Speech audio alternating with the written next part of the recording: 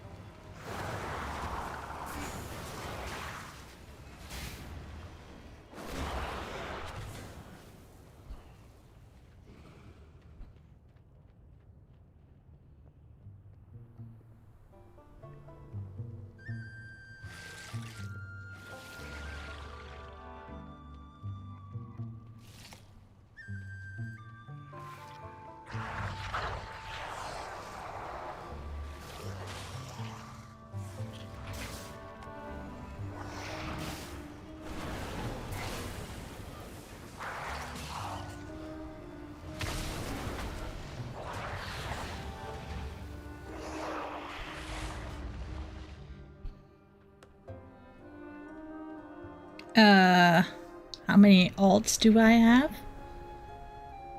On the free account, I only have this one character. That's okay, Ben. It's all good. Have fun with the friend. Let me know who it was. Hey, Tepios. Sorry, I'm just chilling in the game today. I need something a little less mentally heavy and, you know, socially stressful. I only have one main character on the free account, and then I did have like a subscription account for a little bit. I did have that for a short while. What is this?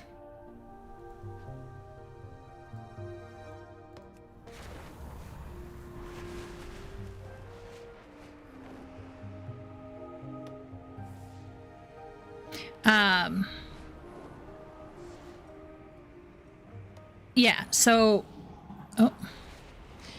I did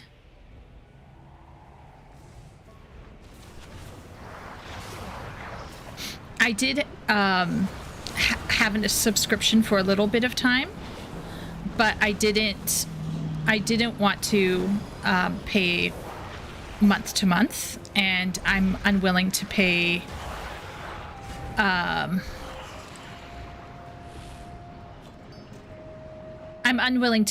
for like a whole chunk of months at one time, right? So WoW appears to be doing this very totally understandable thing where you have to buy a whole bunch of months to get it for cheaper, if that makes sense. You probably have that, right? So I don't have any real beef with that approach. It's hard for me to want to shell over something like, you know, 150, $200 for a game that I may not be playing all that much. So it's really tough. And then the month by month is the month by month is like $18.99 in Canadian. That's before tax. It's a lot. It's a lot, right? So, yeah. So, yeah. My sub ran out last week as well. Least it reverts back to free to play. Wish 14 had it. I do. Okay, Tepios, I would totally understand if 14 didn't do reverting, right? But would have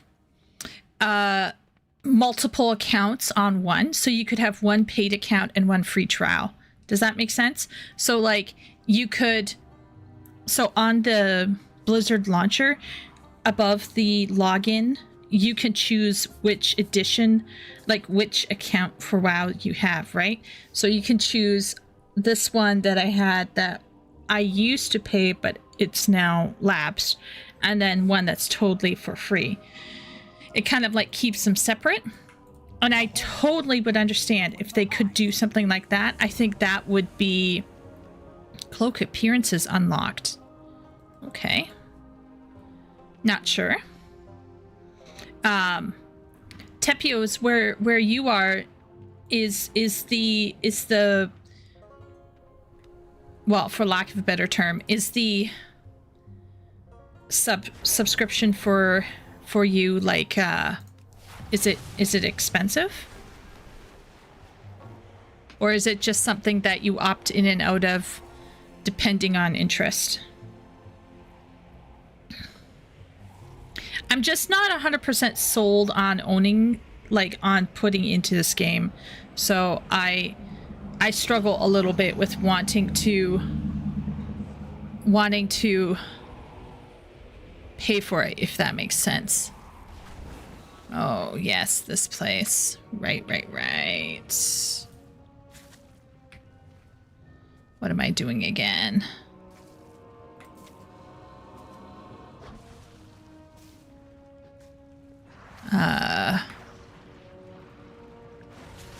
Oh, wait a minute. I have to put it down somewhere, right?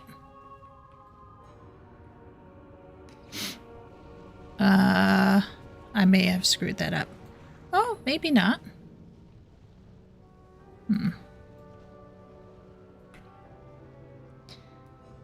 Hello, chat. Hello, Shay. It's $15 USD, but I pay for it seasonally, and I also pay my sub with in-game gold since you can convert. Oh, yeah, that's right. They have something like Plex or something like that, right? Right. I'm just doing really chill stuff. Shay, I'm not attempting anything crazy here. I might just do more of the MSQ and stuff. I've been paying for it every month since 2007. For me, it's just kind of my life. Yeah, my only problem, Shay, is that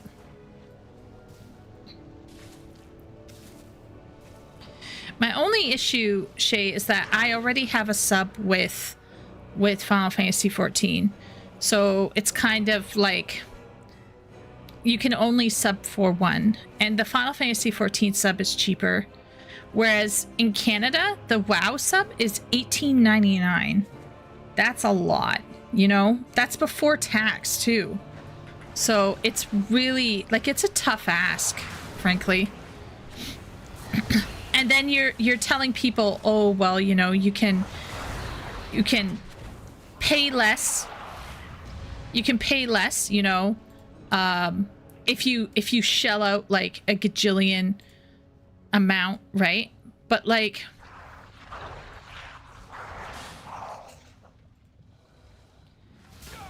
oh, okay. Oh, my Atlanta.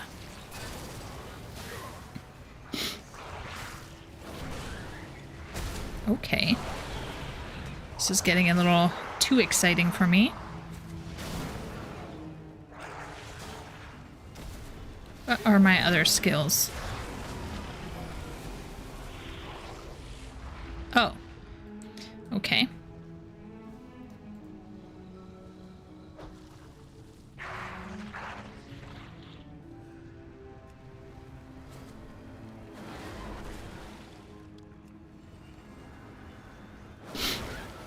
Totally understandable. That's why my friends have never been able to get me to try another MMO beyond beta testing. Yeah. The one MMO that would work is Guild Wars 2. I don't know if any of you play Guild Wars 2, but you do not actually pay a sub for Guild Wars 2. You don't pay a sub. You buy it once, and it's essentially free after that, from that time on. And yeah.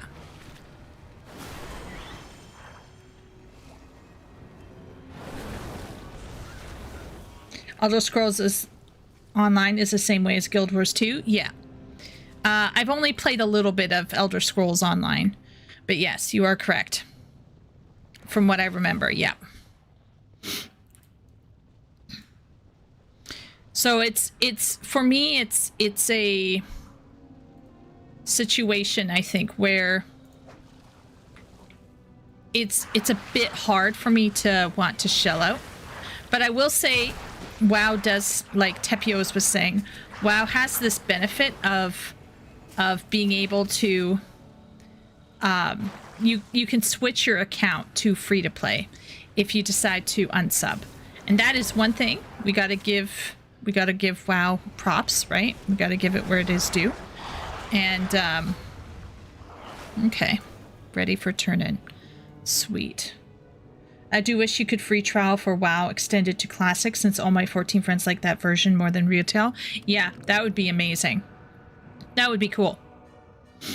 I agree. I have lived to see them. Free to play at the detriment of the rear of the game. May the waters protect you. Oh, may the waters protect me. Okay. All right. Okay, so I want to go back to... Actually want to go back to... Oh, boy. This is going to be one of those things where... Okay, I'm gonna...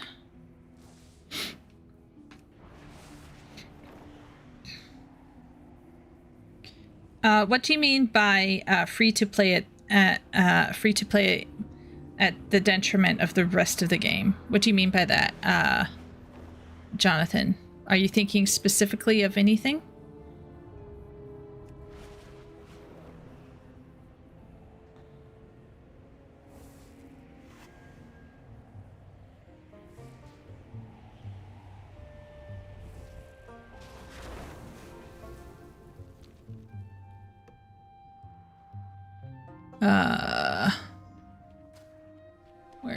Where am I? Wait a minute, where is camp? Okay. Should be around here somewhere, right? Oh yeah, here it is. The WoW token allows you to keep playing the game. Oh yeah. Yeah. I know that there are some people in EVE Online, EVE Echoes, WoW, who just farm out the in-game currency in order to pay for their sub. And I think if you have the time for that, I mean, it's a choice. I don't know if that's a choice I would make. I'm going to be honest. I think I would just shell out money and support the game. To be frank. Okay, show me where I can fly. Where did I want to go again? Where's the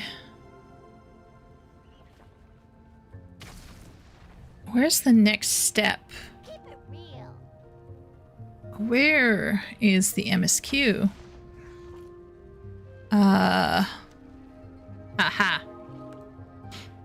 There's a kill the preserve, pruning the preserve, and keen the voracious slain. Suggested players, Captain Lancer. Suggested players, 5 to 40. Okay. I think I want to go to Talon Strike. So...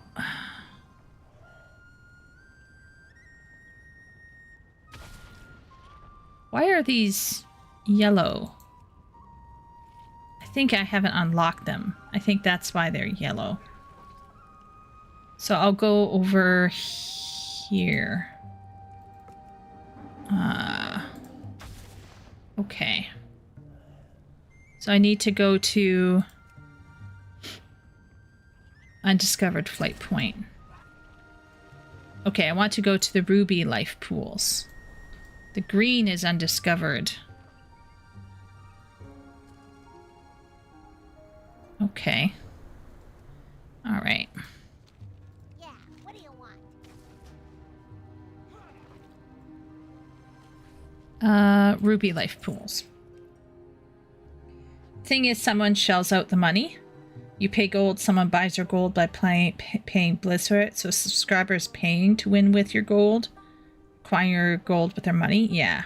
Yeah. I've seen that before, Shay, in EVE Echoes. EVE Online has Plex. And it's the same thing as the WoW token. To a degree, there are aspects of it that ruin the game. And it can destroy some people's life, unfortunately. But is the game responsible for people making shitty ass choices? I don't know if I'd say that, actually. You know what I mean? Like, at the end of the day, you're the human. You made the choice, you know what I mean? So, you know, it is what it is. I'm on leveling current content, but I'm available if you get lost or need a hand. But okay, thank you, Shay. I'll let you know. What have you guys been playing these days? Have you guys been playing any games or anything? What's this guy?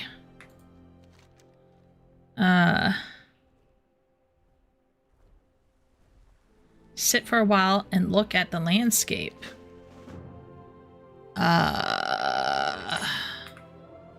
Okay. How do I sit? You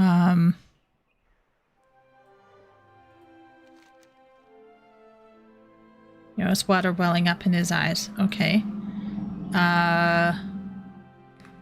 Is there like a sit/sit?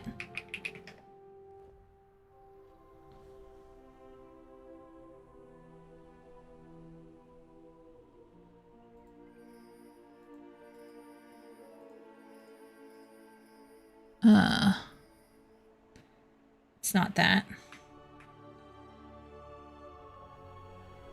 Look at your screen. Sit and look at the view. Is there a specific spot?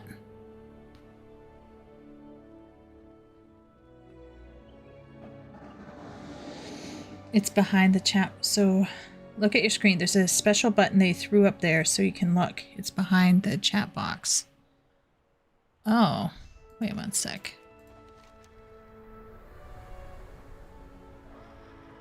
It's behind the chat box. I am feeling retarded.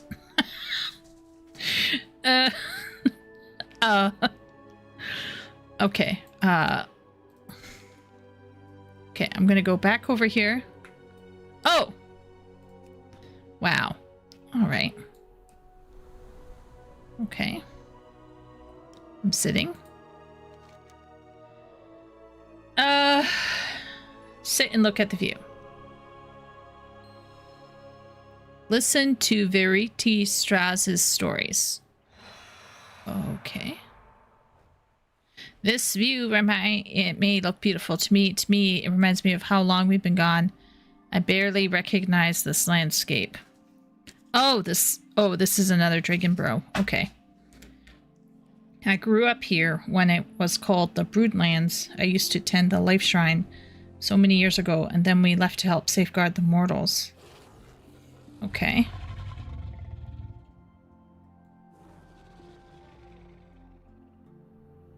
All right. And? Asked what it feels like. Okay. The reason I'm here looking over this alien landscape is that for such a long time I dreamed about returning here.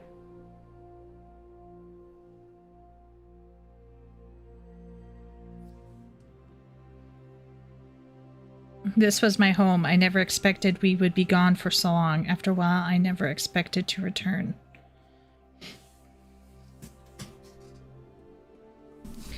Okay.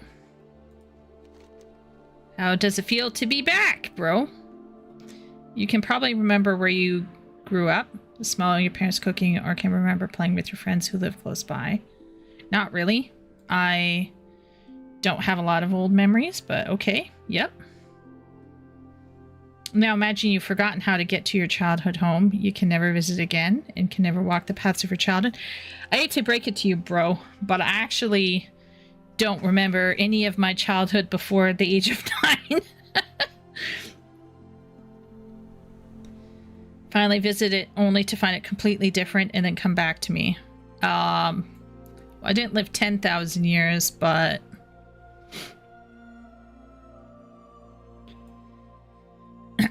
although there's enough war in this existence that maybe you do know something about that after all. 10,000 years is a long time. I can barely believe it's been that long since we left.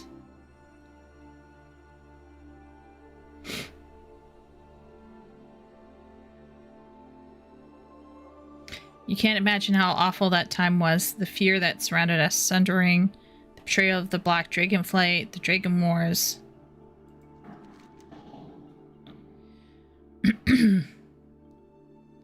Ask about the Dragon Wars? All the Dragonflights versus the Black Dragonflight. Is this something that was like in Cataclysm? Or not Lich King? Would it be Cataclysm? You would think it would be an easy fight, 4 versus 1 after all, even with the Demon Soul. It probably wasn't. Or is it before Cataclysm? The blue flight was nearly destroyed in Neltharian's initial strike, so 3-1. Still great odds until you realized what it was like. It was 10k years ago. Okay.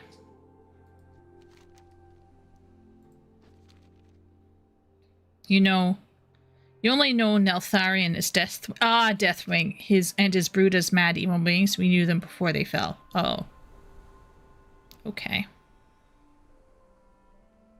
This wasn't some unknown menace. This wasn't some great evil looming like the Legion was. These were our friends, our loved ones. They went crazy? Anyone know why they went crazy? That sounds awful. It was awful not knowing what was going on, thinking there was something you could do to snap them out of it.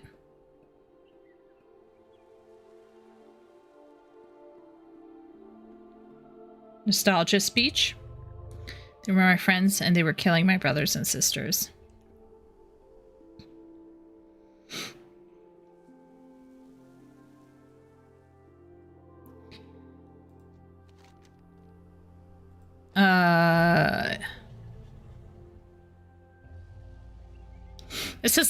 This is giving me like Avatar: The Last Airbender. Then the Fire Nation attacked.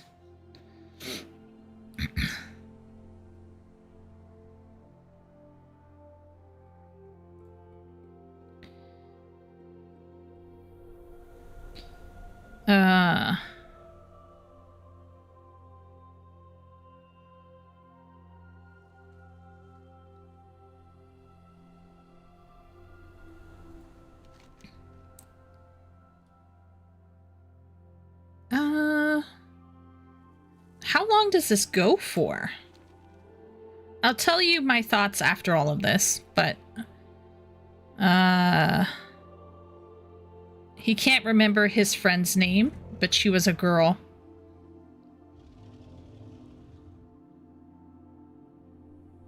Can remember the horror when I came home to find her standing over the bodies of my family, practically her family. Oh. She killed his family. Interesting. As I plunged my claw into her throat. I can't remember her name.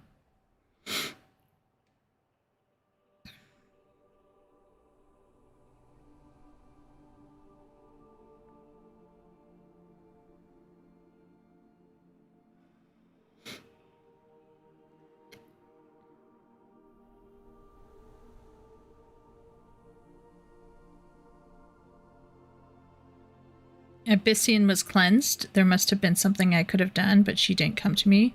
Must have felt she couldn't talk to me about it. If I was a better friend, if I told her, oh Titans, if I told her how I felt, could have gone differently. I loved her and I can't remember her name. Wow, this is starting to get like,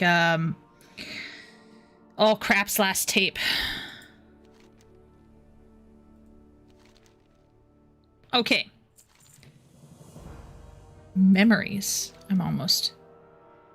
No more stories. I left a time capsule. Hit it with a sigil. If you activate it, you should see my time capsule. Okay. Okay.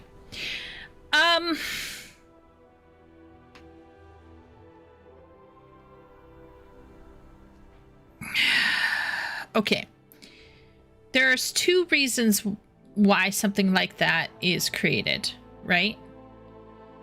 One reason is to help new players contextualize everything that's going on with the dragons. So if you are willing to sit and pay attention to what this old bro just said, it helps contextualize this long history in the past that you may have missed out because you haven't played the game, right? So in some senses, that is very, very useful because for those people who know and who want to care, that can help contextualize this culture or this cultural drama or trauma, however you want to say it. But and for some players who might be nostalgia ridden and just want to remember the old times of the old stories, maybe there's something there that has more meaning for them, right? My only thing is this is nothing like what we're talking about in Final Fantasy XIV. Okay? This is not the same thing as what happens in Final Fantasy XIV. A lot of people don't understand how Final Fantasy XIV sets it up. They have no real appreciation for what that game does. Because when people dump lore on us, the only person that we don't know is Bataran when we first meet him, like right at the start of the game. He's the first person that we see, and he's the one that tells us that if you're in Limsa, that is, right? Otherwise, if you're in Gridania, it's Mother Mune. If you're in Ul'dah, it's Momodi. These three starter characters introduce the city-state and its troubles, introduce a whole bunch of things. In fact, the tutorial guy, Brennan, what is the triplets? But you guys know what I'm talking about. Those of you who played Final Fantasy XIV. In reality, in that game, there are some people at the very beginning who are there specifically to kind of help you understand the situation as it is going on. Whether it's Brennan, like the triplets at the very beginning with your first cutscene, or it's the following Bataran, Mother Mune, or Momodi.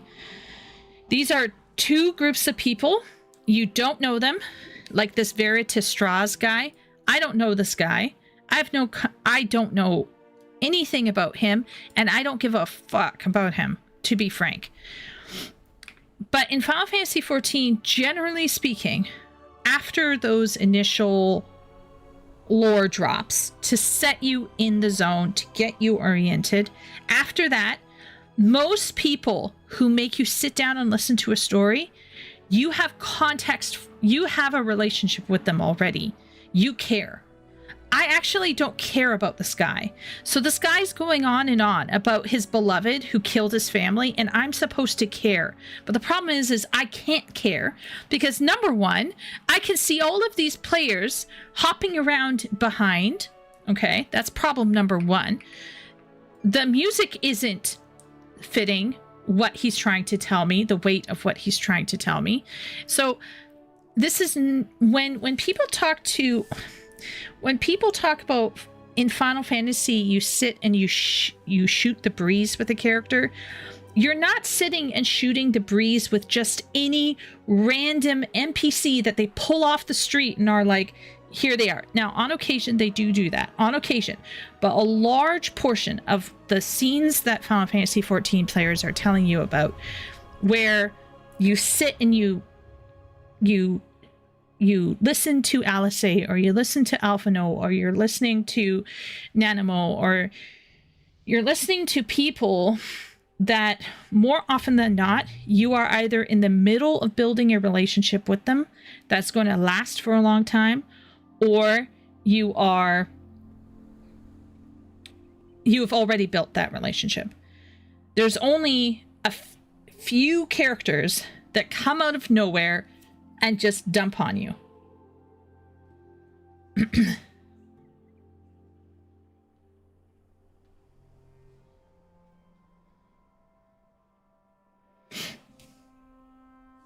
So, does this help me kind of understand what happened with the dragons in some previous game that I haven't yet played? Yeah, sure. It gave me a lot of information. Now I understand that Rathian's Black Dragonflight is basically all dead, and they were corrupted, and they killed a whole bunch of people, and it was very sad.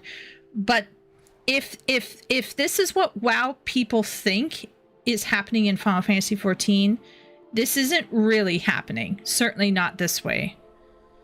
It's way more curated. The lore dumps are way more curated. Now, on occasion, like I said, you will get some characters that you don't know about, and you haven't built a relationship, and they will share something with you. But generally speaking, the meaningful moments that FF14 players are talking about in terms of shooting the breeze is like shooting the breeze with meaningful characters that you have a relationship with. So that if a person comes out and says, oh, I saw my beloved kill my family, you're like, oh, holy shit. Like, this character's so cool, and this is why he's so sad or angry all the time.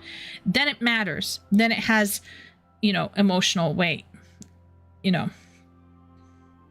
reason 99.9% of the information just conveyed is only available in extracurricular material outside the game that was written years ago, but retconned all over the place. But as someone who read this, was sad. I mean, you know what? Vissian's cleansing is playable via a scenario as the ancient character that cleansed him. We probably should have gotten that here. We should have got to play this dude as a dragon. Oh, yeah, that would have been cool. Yeah, Shay. Yeah, do like a memory thing, go into an instance, experience it yourself. That would help. That would help, Shay. I think that's a fantastic idea. The problem is like, I think it's great as a lore dump. Maybe it's wonderful for somebody who already knows. But if we're talking about building connections with characters in the game in a meaningful way, in a way that's not just about driving forward the plot, that's not it, right? That is not it. That's not quite what I taught. That's not quite what I mean, right? Hello, Wooly. Oh, more people are in here. Sorry, everybody. So we still have Tepio's. Poor Tepio's trying to tell me. Yeah. Jonathan here. Welcome in. Wooly's in here. Welcome. And Miro. Hello, Miro. I'd agree, yeah. It's also an issue I have with modern day fantasy novels and games everywhere where everyone talks to the history of the world. No one does that, and people don't go on long tangents of lore. I don't know why they do it sometimes and not others. Uh,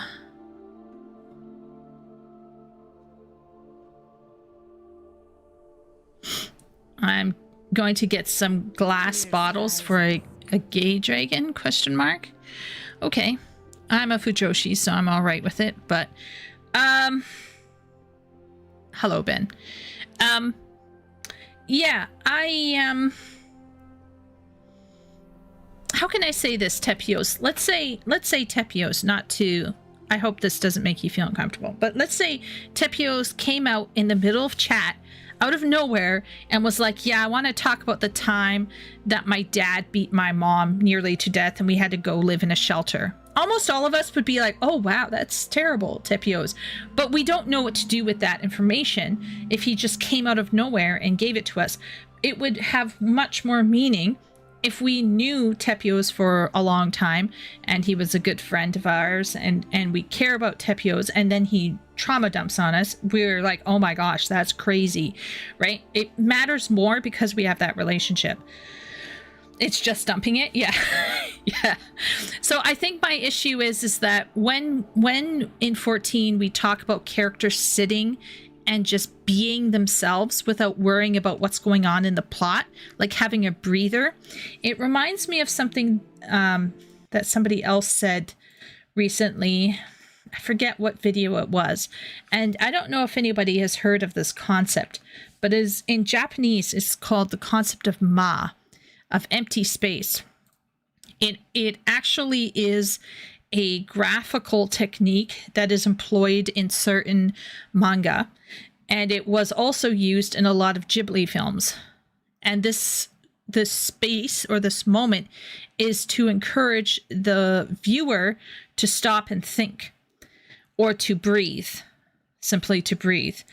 And I think in Final Fantasy XIV, there are spaces in the narrative that have ma in them. And it creates a strong connection with the character that you're enjoying ma with. It doesn't happen all the time, but it is there.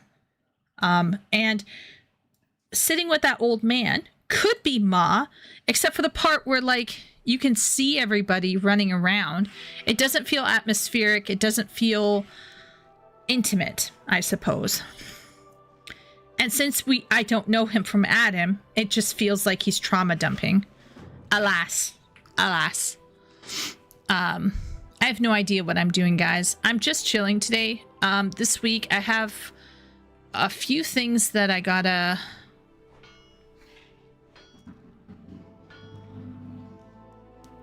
do a few things today. So what am I doing here? Actually, really, what am I doing here? Sell all junk items? Sure. All right. Well, that's nice. Soft ruby feather, scrap of fabric, glass bead. Finest goods in the Isles. Am I supposed to be doing something? This bro? Why? Is there...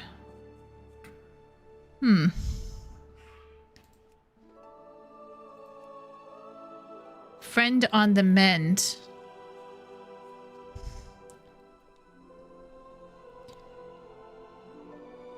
I need to talk to him for something. Okay, maybe I'll click on this.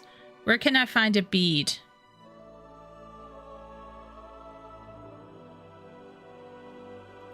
Okay, where can I find scraps of feathers?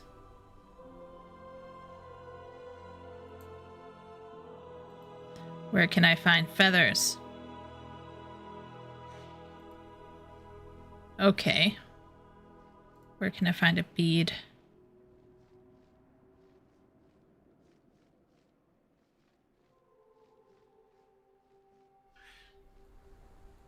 Okay. All right.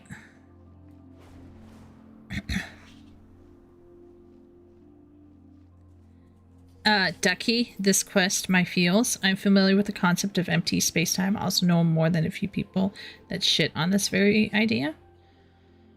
They did that in 7.5 after Geo dies and Jill goes off to have a drink to remember him with the wool. Yeah. I think you asked NPCs for help for her. Talk to the engineer. Okay. Okay, I'll deal with this right here, though. Hey there. Here you go, bro. Need something? How are you? Ah, yes. A gift for Miguel. Safe travel. See you.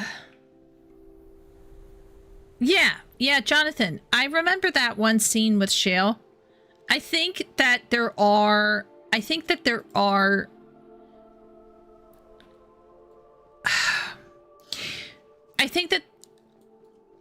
there are ways to have it and to train people to appreciate it, but it has to be meaningful and it has to be contextualized within something that is meaningful. You can't just be like, oh, here's some empty scenes doing some stuff and expect people to appreciate it, right? Like you can't. You gotta be thinking about.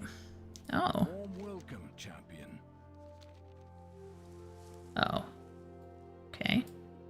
Our fire cleanses. Okay. I'm getting scraps of fabric here. Finder be with you. Fair skies and strong winds. We serve life, protect the flame. Okay. I'm getting the fabric by talking to people. Our fire cleanses. Alex Strasser sees you. Oh, The that's light scary. finder. Okay. What can I do for you?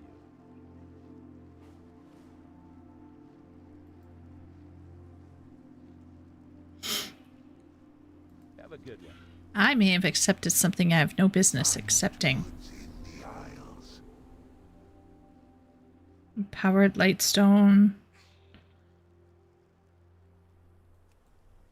I hate soft ruby feather, glass bead. The Isles hold many wonders. Alchemy. Aspects watch over you. Okay.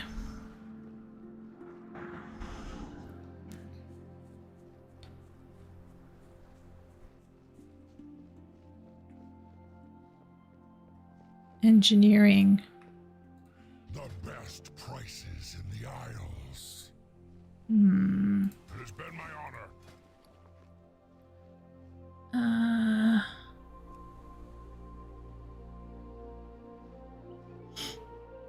I await your return.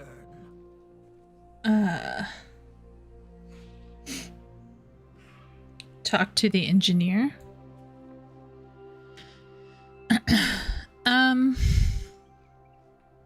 Is it on the table? Oh. Am I stealing? Okay. You know what?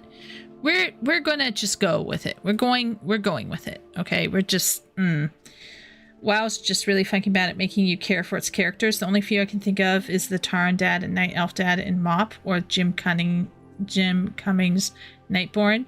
But see, even then I can't recall their names. I do think that building up a character that you care about takes time, and you have to understand what your audience might care about, right? You can't like shovel in some, DEI character and then expect people to care about it, because not everybody's going to care about that extremely contrived character. So you can't just like have the character being the character. Like, you have to also make sure that you are creating here's a feather, like creating a character that people will care about. and I think that's like the ticket. I think that's a ticket, and it's very hard, right? Because you have to respect your audience to give them something that they want. If you don't respect your audience, then you know what I mean? Like, you're not going to give them what they want. And And Shay has been talking a lot about a lot about how the game has been changing. So this is another thing as well, Have you right? come to trade?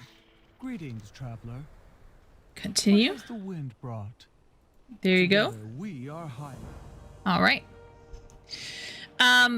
So yeah, I think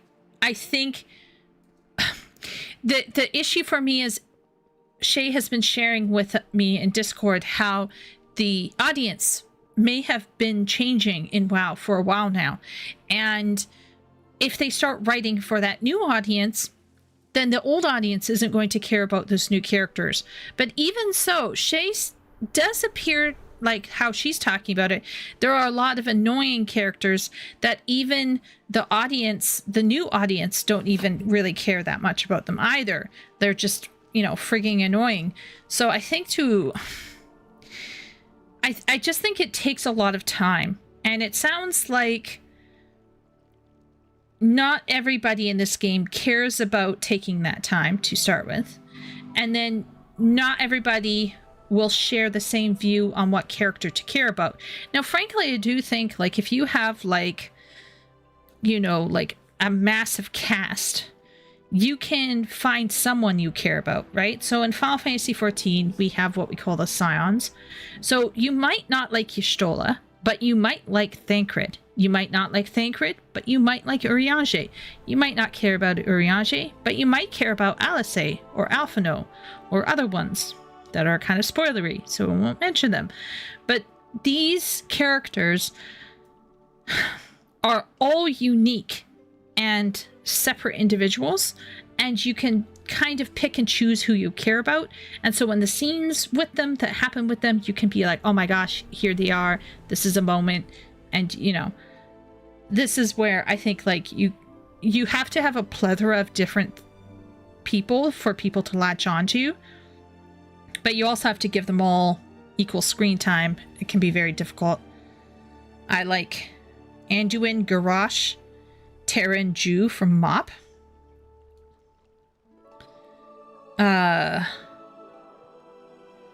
You reacted to WoW's writing is bad video. Remember? That was a great video. Yeah. It's because they trained their audience to be like this? Yeah, true. Having played several classic plus private service and retail, I think the big difference beyond quality is that retail stories are generally character focused. Also, you didn't steal it. The NPC told you that you could take it. Oh, okay. Okay. Thanks, Shay. Awesome. It was by David Stewart. While the classic server and private server questlines are more adventure or world focused. Interesting. That is, the latter is often more about situations and locations, while the former is more about personality and arcs. I care about the love triangle between Hori, Ogre, and Aenor. I mean, that is low-key the big question of Evercold.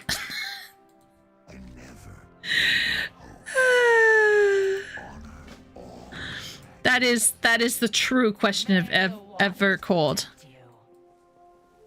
The waters flow once more.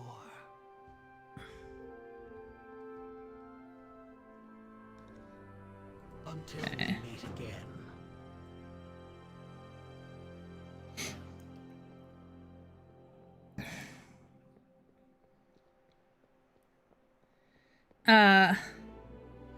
Why do you think they sometimes get villains wrong, like the jailer and the cat guy from FF14? I forgot his name. Why do you think? Are you asking me, like, why do I think the writing goes off the rails? Is that what you're asking me? Jungle? Just double checking with you about what you're asking me there. Yeah. I think the jailer situation. Evil cat boy?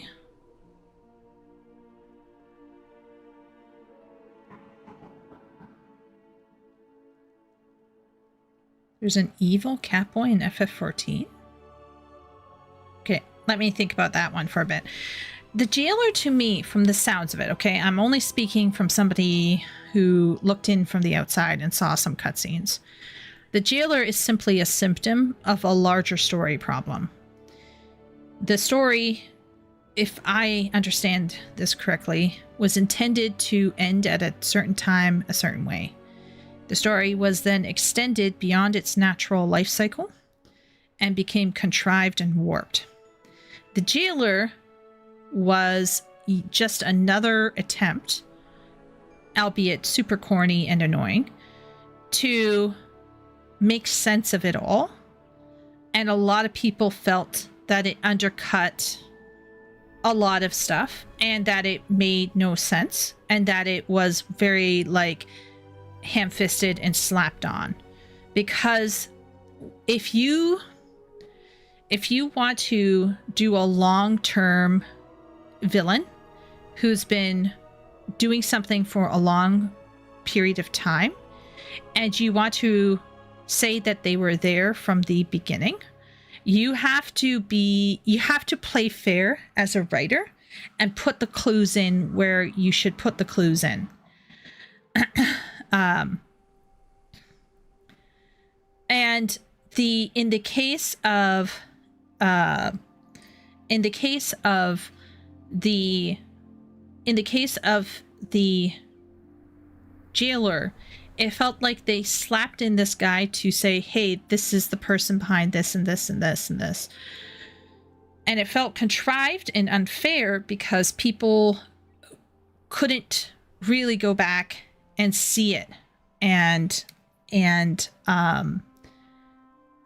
they couldn't go back and see it and point and say, ah, yes, the clue was there. The clue was there. The clue was there. Now, in the case of FF14, for example, the Asians were from the beginning obviously conniving something. But what were they exactly conniving? Well, we figure out they're conniving to, bring about a rejoining of some kind. What is a rejoining? It takes several expansions to figure out the rejoining and all of that good stuff. But as time went on, I think the writers in FF14 realized that, to a degree, that although you could trace back all of these actions back to the beginning, the characters felt very cookie cutter at the start. So they went back and they tweaked a couple particular solo instances. They created solo instances so you could fight Riditin on his own, and you could fight La Habrea on his own.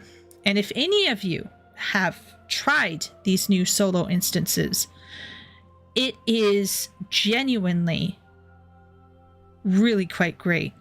Because with the Riditin fight, his men, when he's down, his men come in rushing to stand up for him and save him. And it shows the weight of his, not just his authority or his position in the Garlean Empire, but it shows how much his men care for him and how his sacrifice and his personal heroism has become a model for true military honor. And it essentially buffs that side character so that later on, when you meet him in other circumstances, redacted zones and stories, and you see him, you're like, oh, it's that bro who was so cool and we killed him. Yeah, that guy. So it's kind of cool because when they go, because the team was willing to admit, hey, this is fucked up, this doesn't have the narrative weight that we want, they went back and they fucking changed it so that it could have that extra weight. Same thing with La Habrea. After you go and you play the new encounter with La Habrea, you get to see his skills and you get to understand a bit more about him as a mage, as a you know, as somebody who is extremely powerful. He's not just somebody that 8 people are wailing on and is dead within 2 seconds. So they went back in, they changed it up, and they made it so that at that point, if you don't recall the story, at that point, Heidelin has fallen silent. She can't protect you anymore. So it's literally up to you. And because Heidelin isn't there, you are down for the count at one point in the fight, and you access Dynamis, and you essentially manage to push your way through the fight with La Habrea and rescue Thancred. And I think the La Habrea fight that they changes your understanding of La Habrea, so that later on, non-spoiler, later on, when you have to deal with that character in other circumstances, there is this history that you have. And so when he is saying things and going through things, you care because you spent that time with him. Now, Merceus is suggesting that, you know, some stories are great when it's just situation focused and stuff like that. I disagree. I think that having good characters is a very solid way of going at a narrative. There's nothing wrong with it. And in fact, I think in some ways it is very helpful. Characters more often than not drive a story. Otherwise, you just have a lore dump. So Merceus, you missed out. You just missed out, okay? You just missed out. Possibly, you just missed out. But I was over here. Where was I? Where? I don't even know. I was around here somewhere, and I was at this big open space where a whole bunch of people were gathered, and there was some bro sitting on the side talking about lore, Merceus, and I didn't give a shit. I didn't give a shit. I don't care about the situation. Because you're just telling me about a situation. Why should I care about the situation? Who cares? Right? The only reason why I should care about a situation is either because my character cares, and so my character is telling me that I, as the player, care because my character cares, or because some other character, like this bro or somebody, is telling me this matters to the world. This matters to these people. This matters to us. This matters to our group. And you can give me scenario after scenario. Oh no, the hippogriffs are out. Go kill the hippogriffs. Okay, go kill the hippogriffs. Oh no, there's another situation, but slightly more dangerous. It's a larger hippogriff. Okay, so I go out and kill that thing. Okay. Oh no, here's another situation. There's a hostage situation. Okay, I'm going to go deal with that. You're literally just going through the motions. You're literally just going through the motions. It may work for some people, but it doesn't work for everybody. And it certainly does not constitute good storytelling, in my humble and professional opinion. That is where we disagree. I love that stuff, though both kinds of quests are generally done badly in retail well. Yeah, I mean, here's the thing. Once again, Merceus, people do not get parasocial about a situation, generally. Male brains, perhaps. But generally speaking, people get hooked on a balance of plot and character.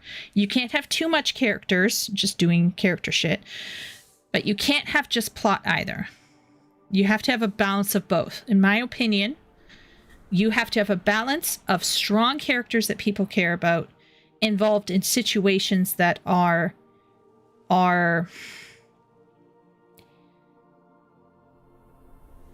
extremely, I don't want to use the word immersive because I think that's kind of overused and stupid, but are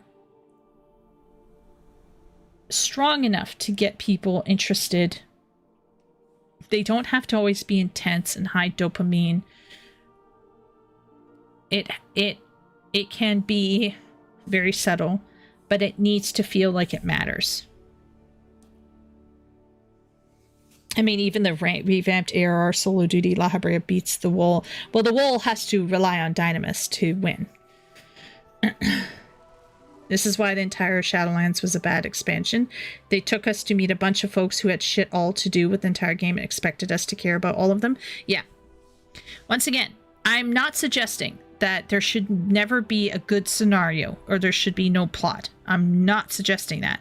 What I'm suggesting is if you leverage your characters wisely and you make characters that matter within a situation that matters, you will get people hooked and they will be hooked. Now, there are some male brains out there who don't care about people and probably, I don't know. I don't want to make guesses about them as individuals, but there are people who only want to go hit the thing or go do the thing. But generally speaking, most of us like to have complexity and a certain level of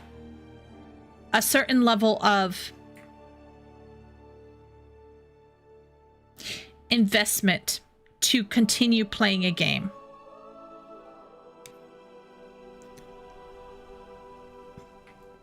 Hydaelyn interferes. Hydaelyn does not interfere with our fight with La Habrea, as far as I remember.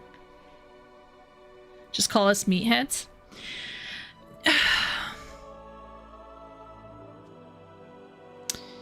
I don't...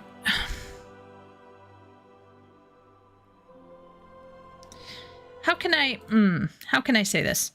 Okay, so for example, if we talk about female energy and the male energy, I think female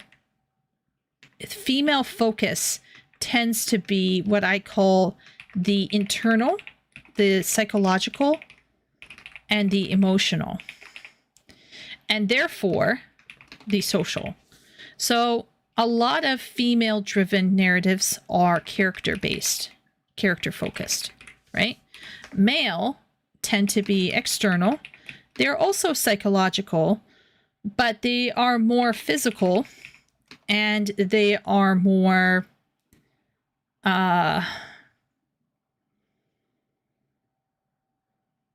historical. And this leads to lore, essentially, right? So this leads to facts, and then this leads to lore. So, or plot. And so a good writer accesses both. I think the strongest narratives that last the test of time have a balance of the feminine and the masculine within that piece of writing. It is not simply one or the other. Now, you as a guy might just want to work through a situation, and that's enough for you. It's kind of like playing PoE 2, for example. And there's value to be had in that. There's an entertainment to be had in that. Similarly, as let's say certain females, right? Certain female gamers love their otome games, love their romance visual novels, right? The visual novel type genre. There is a certain value in it, right? There's a certain value in those kinds of games, an entertainment value. Is that entertainment value going to appeal to a general audience? No. Similarly, this male-focused, plot-driven only gaming style is not going to appeal to a general audience. So if you want, as an MMO, you want to survive, you have to have both. In my humble opinion, you have to have both. I personally think, because you don't it doesn't matter whether your audience is all men. This has nothing whatsoever to do with what's on your body in terms of genitalia. This is about maturity, because a mature male begins to understand the value of having psychological, emotional, and internal moments.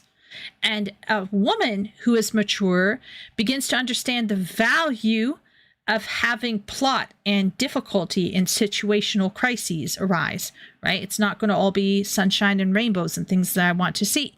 So I think a mature mind will begin to recognize the value that both of these creative approaches can bring to the table. And I believe that when something is able to properly mesh the two, the story becomes stronger for it. The story does become stronger. You should do a video on this topic. Would do numbers. Yeah. I should. I'm sorry, everybody. I'm really sorry. In a couple weeks, maybe in 3 to 4 weeks, I might have some spare time between, because maybe my courses will be kind of done. I can try to do this. But I feel that when I sat with that man, that bro, and listened to him blab on about the dragon lore, I want to care. I think it sounds interesting. It helped contextualize a lot of this dragon-y stuff that I'm running around in, right? But if you're ever wondering, gee, it's been a while since Chieko played WoW. Well, why do you think that is? It's because my character doesn't care about what's going on, as far as I can tell. And none of the other characters around me that I've interacted with are helping me to care either. And I don't care about the situation. The situation or the plot that's driving this doesn't matter to me either. I don't find, so far, I haven't found it to be extremely so intensely engaging that I'm putting everything down to like no life this. And trust me, I can no life something, right? We all know when Chieko has lost the plot and is like no lifing shit. But this is the problem that I'm saying. It's like I can stop playing this game and walk away and not care and not ask questions because the situation doesn't matter and the characters don't matter. If at least the characters mattered, then I'd be like, oh my gosh. Now, I am dramatizing it a little, I will admit, because there is one character I've kind of got some questions about. Okay? And for the worst reason possible. Okay? The person that I'm most interested in currently is this guy right here. That's that guy right there. In fact, let's go speak to him. Oh, wait 1 sec. I broke my sword mechanic.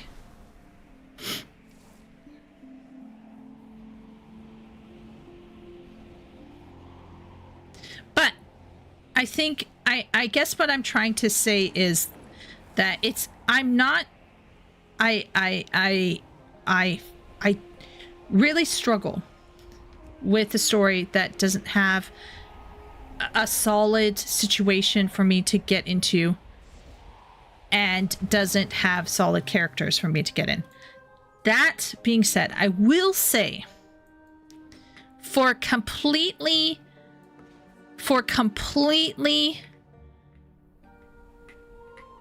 you know, obvious reasons, I think. I am interested in finding out what happens to Rathian. I don't know, guys. But it's for the worst reason possible.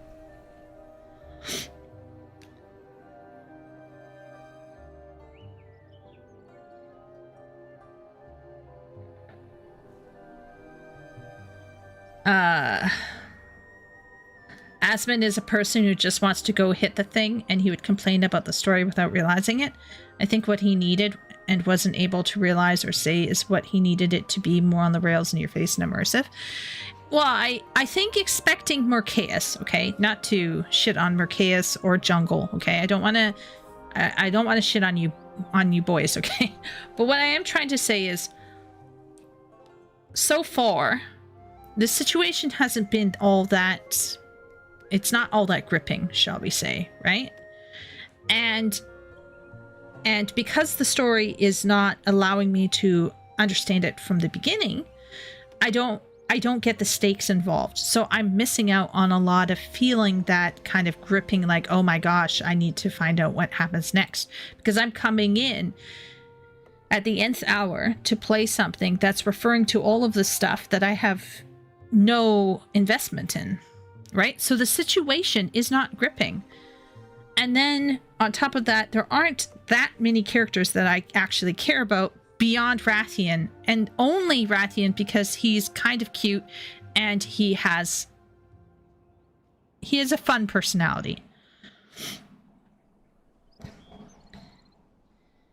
She speaks and we are revived voice characters, frozen characters, cinematics, play with both scenarios. Why is that? But not 100% of the time. There's no consistency. True.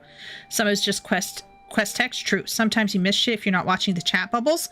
Holy shit, that's you. Shay is literally just repeating my whole struggles with WoW. Other cinematics are pointless and boring. Players care less about them than the quest text. True. Give me a reason to do the thing, a reason to care about the people involved with the thing, but doing the thing needs to be interesting and worthwhile. Yeah. There has to be a balance. I love what Wooly said there. There has to be a balance between, is the thing that I'm doing interesting?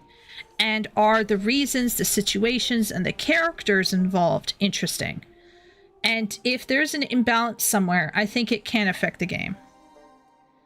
I don't know how Blizzard decides the different ways to progress the narrative. The Alliance side in BFA was one of the strongest expansion MSQs. The Death Knight and Demon Hunter intros were some of the strongest because they were really narrated aloud by major NPCs. That's smart. Were amazing. They need to pick something. I think it's playable scenarios with voiced major quest NPCs. Yeah, you should do. Okay, yeah, maybe at some point, Jungle, I should do a video. Dragonflight is not a compelling plot in the scope of the planet. A lot of the expansions have an issue of trapping the threat in the new zone. Hey, if this thing that is bothering those of us here gets out, it's going to affect all of you too, so stop it. That quest chain he wants you to start is MSQ. Yeah. Then you're going to have to play it all the way up through Caverns of Zaralek and the Aberus raid. Push the line, Diego. No, I agree. The world building of Dragonflight varies from dull to infuriating, and I wouldn't say most of the characters are much better without spoiling. Yeah. The gender gap concerning Rathian is amusing, says Wooly. I find him repulsive, like a scuttling, glistening roach showing itself mid-dinner.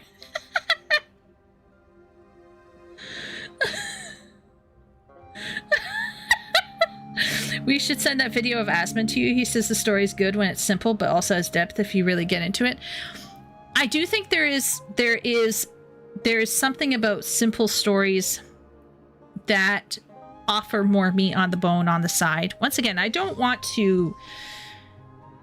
not suggesting that WoW go full Final Fantasy 14, okay? I don't think that would help WoW. I really don't think so.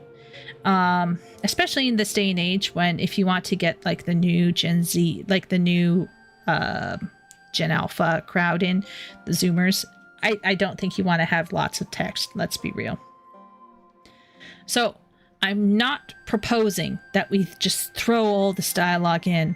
But what I am suggesting is that we stick with characters and have those characters spend moments with us so that when they share things with us, or when they're sharing about the Dragonflight, or when they're sharing about losses, we can care in that quiet moment with them because we've been on a journey with them. And I think that as you play the game and do the stuff that Mercaeus was talking about, if you do that with a regular string of people, like even just 2 or 3 people per expansion you get to meet and you stick with them the whole time, and then kill one off, for example, it will have much more impact, I think. And the problem with the jailer, as far as I can tell, from what I've heard, from the stuff that I've seen, he seemed to come out of nowhere and recontextualize in a very contrived kind of way. And so it felt unfair to the player who had been paying attention, because it felt like they were gaslighting the players into seeing the story a certain way when those things hadn't been planted previously. Asmund is caveman brained. I think that Asmund is, bless his heart, not...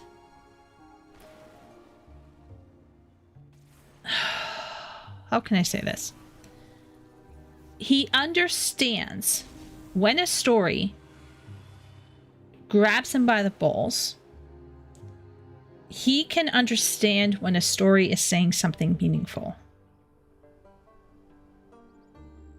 But I think that the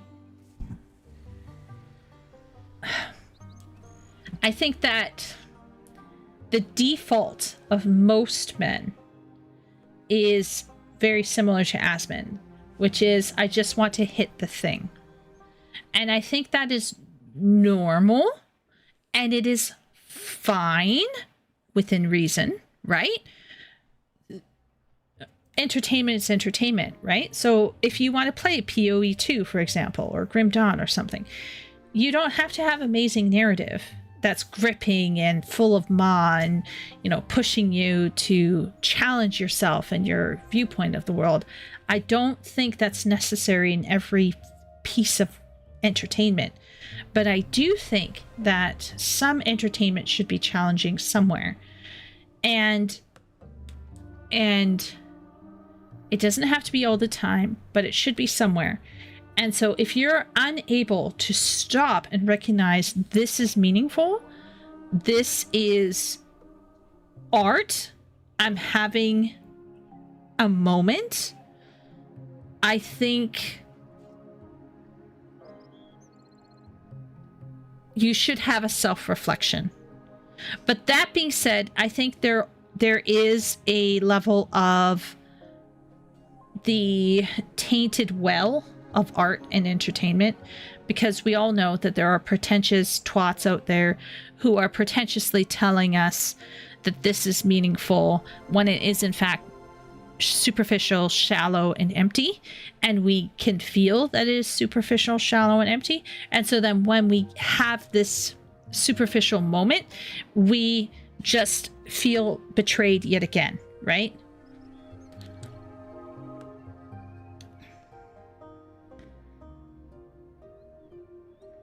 The only thing that will help modern WoW is having its servers EMP'd.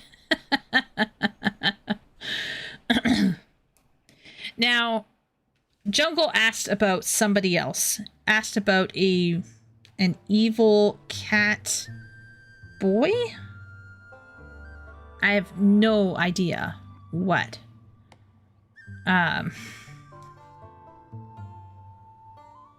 Wuklamat, crack.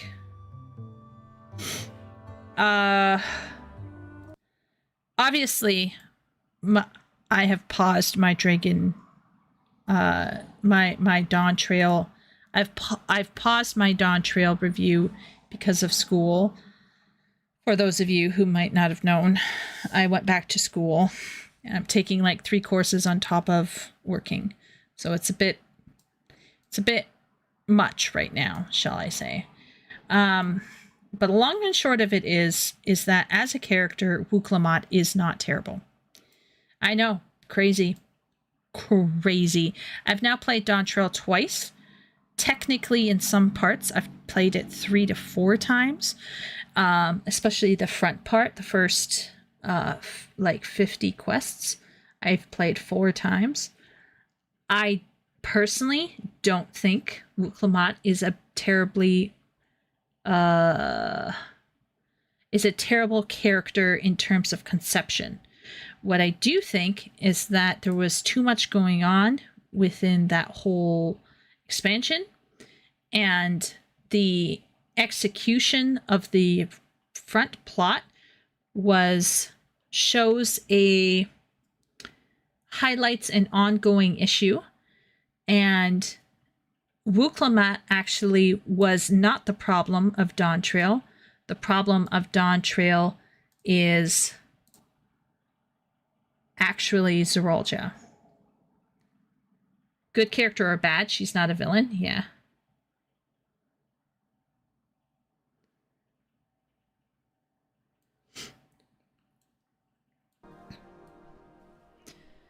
My contention is that because Zerolja as a character and how he is conceived and explored was not handled as well as it could be, it resulted in an imbalance for other characters, including Wukalamat and Koana.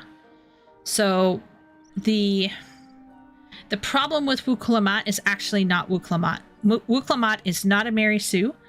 Wukalamat is not woke. Wukalamat has flaws that she overcomes. There's nothing technically wrong on paper. There's technically nothing wrong on paper beyond the fact that she's an archetype that most people find irritating. Myself included. I need to add this, okay?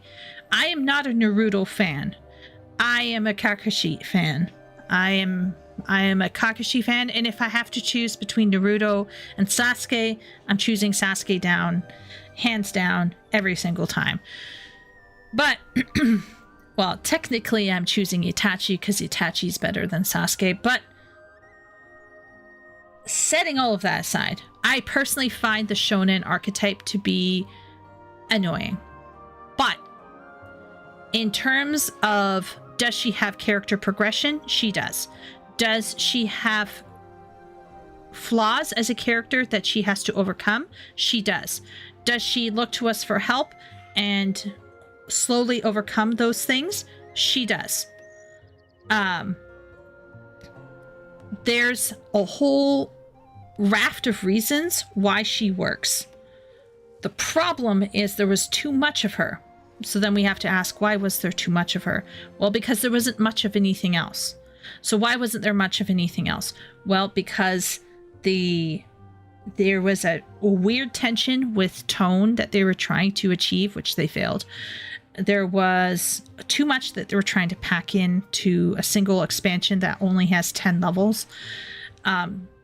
Without destroying the pacing entirely, and the pacing was still off. It's been off since Shadowbringers, is my argument, which, if you've been paying attention, Shadowbringers was the start of the problem, and it has been a problem ever since.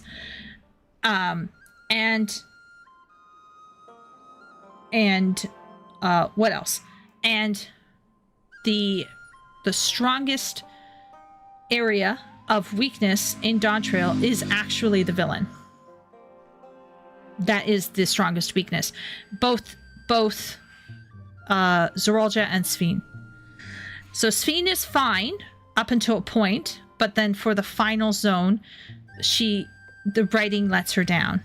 And there's so much I could unpack there.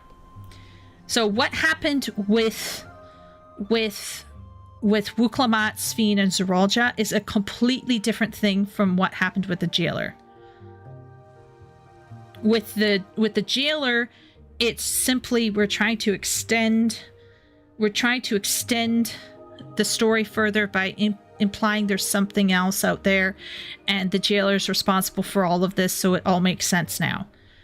That's like an attempt at a retcon, and it was cringy and it was boring and people hated it, and they felt like they were being gaslit into seeing something that wasn't actually there. And the writing team and the dev staff hadn't gone back to tweak anything to see, we actually went back and put it in there. So you can go replay the game and see all the new stuff that we inserted in there to make it make sense. So Jailer is completely different. the Wuklamat Zeralja Sphene problem is more of an issue of space. It's more of an issue of difficulty with managing tone. It's an issue of the writers having never planned the start to a 10-year cycle before.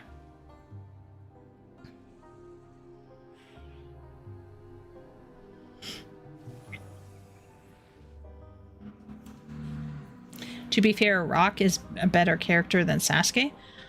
If I'm going to get behind a character and be interested and not get fucking annoyed all the time, I think for me it's Sasuke over Naruto. The difficult part about Wuklamat is if you dislike the shonen archetype, you're not gonna like her. You're not gonna like her. But on paper, in conception, there's actually nothing wrong with Wuklamat. The problem is she has no proper balance. So the person who was supposed to be her opposite, which is Zeralja, I don't know if anybody realized that, Zeralja, who's supposed to be her opposite, has no true motivation. We don't really understand what's going on in his head. We have to rely on other people to tell us what they're seeing about him. So it's a lot of just telling us stuff about him instead of showing us stuff about him. So because the villain is opaque and unknown, and essentially the first villain is disposable, this causes a lot of the burden then to fall on the second villain. And the second villain was in fact quite interesting. I thought she was really cool, but unfortunately the way that they position her in the final zone takes away her power and takes away any sense of urgency. And so this then slows everything down again. So it's more with Dawntrail, it's more about uncertain execution of a team who didn't know how to handle how to start a 10-year cycle. And unlike in A Realm Reborn, where they had about 50 levels to romp around in and just explore many different zones and kind of open up a horizontal understanding of the world, Dawntrail was extremely limited as an opening arc for a 10-year cycle. Dawntrail was extremely limited with only having 10 levels to work in a whole story. And you might say, well, that doesn't matter. They could just add more quests per level. That would slow everything down. It really would. It would just slow everything down.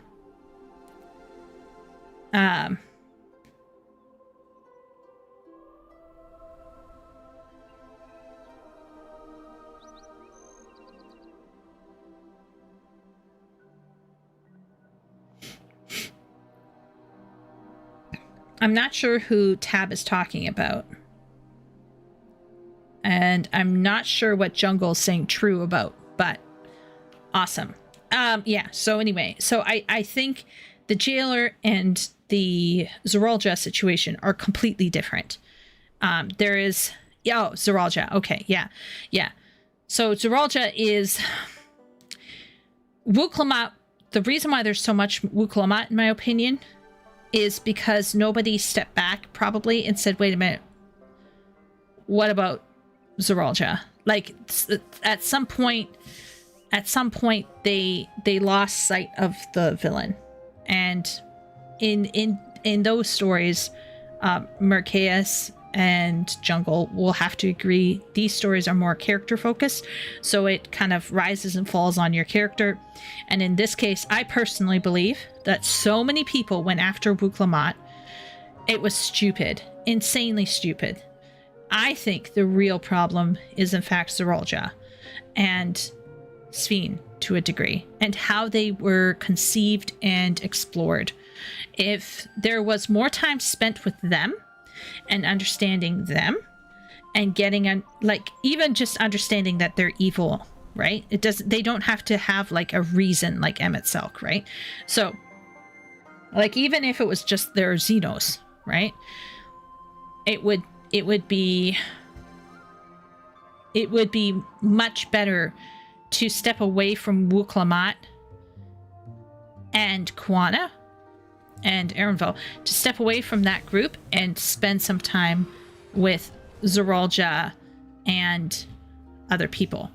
Zoralja needed better motivation, yeah. Yeah, it was really wild. Now he's dead, yeah. So this is where I'm saying is that it's more of an issue of probably time and tone. So I think that's probably what fucked them over. So they wanted to start off really low stakes, and then they wanted to ramp, right? They wanted to ramp. And on paper, that sounds awesome, personally. But how they went about it was probably due to limitation of the time that they had to work with, because they were working close. If you take a look at the fighting to narrative ratios for Shadowbringers, Endwalker, and Dawntrail, you can see that they're all in the same kind of wheelhouse. In my opinion, they should have actually looked backwards at Stormblood or A Realm Reborn for narrative fighting ratio, and paced it closer to A Realm Reborn, and just had less steps per quest and just more quests overall, with tons of fighting, tons of interactive content, so that we could feel like this more lively, fun pace.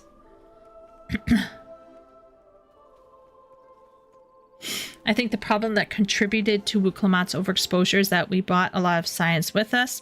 So instead of having a bunch of new characters share the screen to exposit, we're left with Wuklamat alone to info dump. Yes. And that's another thing. Too many scions on screen. Send most of them home. Just leave Kryl and Erenville. Nobody else. Send everybody else back home. You could even still have them on to, like, in Tyrol, walking around, and you can find them on the map, you know, click on them and get some of their positions on what's going on. But do not have them take part in the MSQ.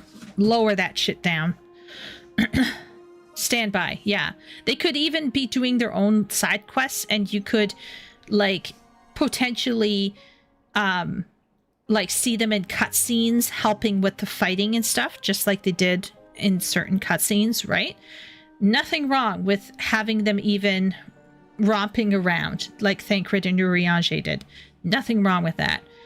But they shouldn't be clogging up the screen in the MSQ, unfortunately. I just think it cut from Erenville. Erenville was another one. Erenville, Kryl, underserviced. Although, I'm going to say it, I think Kryl has been misunderstood as a character by a lot of people, because very few people are willing to admit that she has nowhere to go as a character, psychologically, internally. So, a lot of people are like, why didn't we have more Kryl? To do what? What is she gonna do? She's an archetype. She's an archetype. She's not going anywhere as a character. She's a catalyst and an archetype. She is not a character not a modern character that goes on a journey. And there's nothing wrong with being an archetype. I just need to make that extremely clear. There's nothing wrong with being an archetypal character. They can be extremely powerful and useful, but they cannot form the backbone of a thrust forward for internal character motivations, because they don't have those, right? In order for Kryl to actually carry an expansion, she would have to change as a person quite radically. They would have to introduce a psychological flaw that she has to deal with. Hitherto, she has had no flaws, and I've now completed Eureka. So whoever it was that one stream was like, well, you haven't played her in Eureka. I've now completed Eureka. There is nothing that she goes through in Eureka internally. She put up with a lot. She was so mature with Sunjika or whatever his name is. There was no fighting. There was nothing. It was like, oh, Sunjika, I wish he'd understand. Oh, Sunjika, why are you so mean? She has no flip out. She doesn't have a temper problem. She doesn't have a fear problem. She doesn't have anything. The closest thing we had to was a couple lines in Dawn Trail where she's like, I don't feel as confident, you know, going into a dungeon, but I hope to do my best. She went through shit. She went through shit. Did we get any PTSD? Cryo. Did we get any Cryo waking up and crying in the night? Did we get any Cryo being like, I hate those Garleans. I hope that they all go die in a hole somewhere? Did she ever lose her shit or become bitter or become angry or become traumatized or become grief-stricken? No, she bounces the fuck back. She is way too perfect. Way too perfect. Stuff happens to her that is not the same as her undergoing character transformation over time. Wuklamat changes more than Cryo does. And Cryo's been with us since the beginning. Cryo has not changed from the Cryo that we first met. Y'shtola has changed more than Cryo. And Y'shtola is probably out of the Scions, one of the people who have least changed.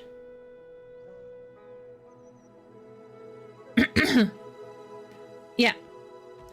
The only time where she had any kind of sense of like, oh, there might be a character tension is what Tab mentioned. Her feeling like she has no use. Her feeling like, I can't handle myself on the battlefield. I'm feeling useless. Guess what? She goes out, becomes a Picto. And when you do the Picto quests, as far as I've played them, there's no sign of her in the Picto quests. So we don't even get to see her blood, sweat, and tearing her way. Like, we see Tataru struggling with feeling like she doesn't fit, like she doesn't have value, like she's not putting in the effort. We have Tataru trying to be an arcanist and the carbuncle. We have more of Tataru going through an emotional discussion about who she is and what stuff is she giving to the group. We have more from Tataru than from Cryo. That's what I'm arguing. Lots of things happen to Cryo. Almost nothing terrible happens because of Cryo. Something terrible happens because of Urianger. Something terrible happens because of Thancred. Something terrible happens because of Alphino. Something terrible slightly happens because of how Y'shtola handles certain people. Cryo is always kind, is always giving, is always understanding, is always the adult, is always the mother. And the one time when she has a show of like fear or concern, she goes away and she deals with it like an adult. She is way too. Carbuncle comes back in Stormlight. Oh yeah, it does. Yeah. So anyway, so that's my thing on Stormblood is on Dawn Trails. The problems in Dawn Trail are not what the problems that I personally believe. The problems that are present in Dawn Trail are not the problems that people think they are. They all cottoned onto Wuklamat like sheeple, and they all started hating on a character for no good reason, really, other than the fact that she's annoying AF because of her archetype. But setting aside the annoying nature of her archetype, which I grant you is annoying, and the overexposure of her, the problem actually lies elsewhere. And she is simply the unfortunate byproduct of other issues that kind of are percolating underneath, if that makes sense. Whereas if everything else was kind of fixed and dealt with and tweaked, we wouldn't have the conversation we're having right now about Wuklamot. I'm going to click on Rathian. It seems our fates are... Though my forces may seem small compared to the Jaradin, they are well trained and prepared to die for me if necessary. No time for heroes. From what we have observed, Jaradin society is built on strength. The strongest serve as examples for others to fight all the harder. Among the forces below are 3 examples of the mightiest Jaradin and your targets. You, Severinus, will personally eliminate them. This should deal a devastating blow to their morale. Okay. Let your guard down. With your help, my Black Talon assassins will cut down the Jaradin, defending the outer perimeter, mark any targets with a small stun bomb, and they'll come to your aid. Proceed quickly and eliminate. Okay, so I actually forget why we're doing this. We have prepared for is at hand. Okay. To the Obsidian Citadel. Okay, we're going to a citadel. I have no idea why or what we are doing, but The Jaredin will fall before us, and the Citadel will be ours. okay. All right, we're getting. If the numbers do not lie, I fear the worst. Okay.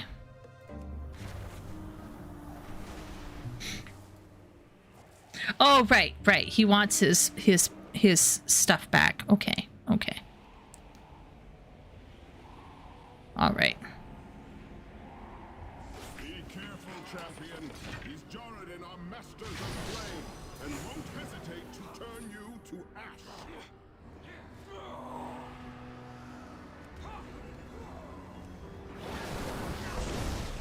Should I be fighting these alone? I forget my buttons.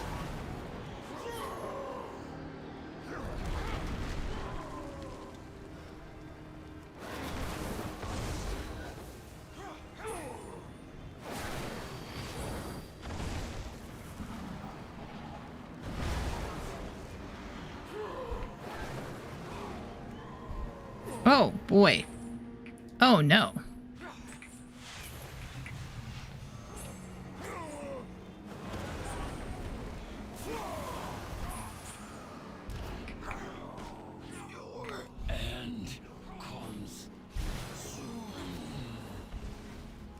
Ooh, I nearly died. I was nearly... Holy moly. That was scary.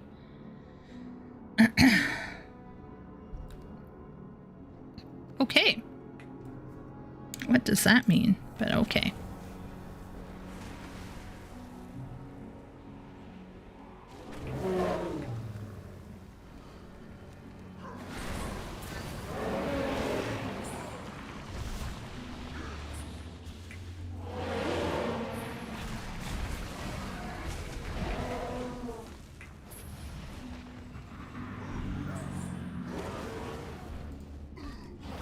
Oh boy. Mistakes were made.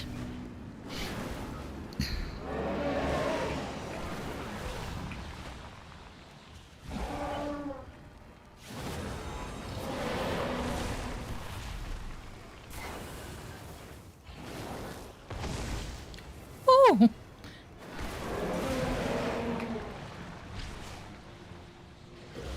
Oh boy, I might actually die. Holy shit. Wait a minute, I didn't die? What the? What happened?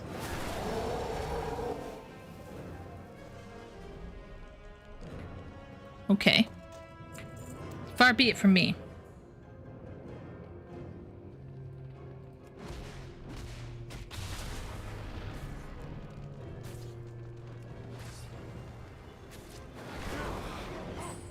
Oh. It was supposed to be done. Oh, okay.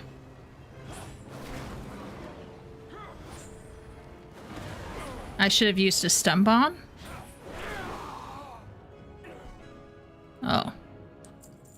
Okay, so I'm basically punching up is my problem. Oh, okay. The game is healing me. Okay. Well, that would have been fun with a bunch of people, right? Was it fun? Okay, let me see if I can do this properly. Okay, so I should be... Oh, wait a minute.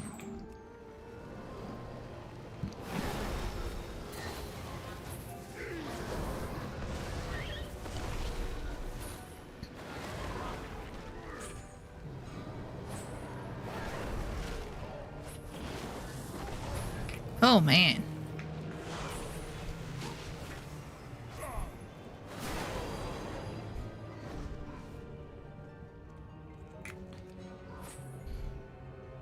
Oh, right. I gotta turn.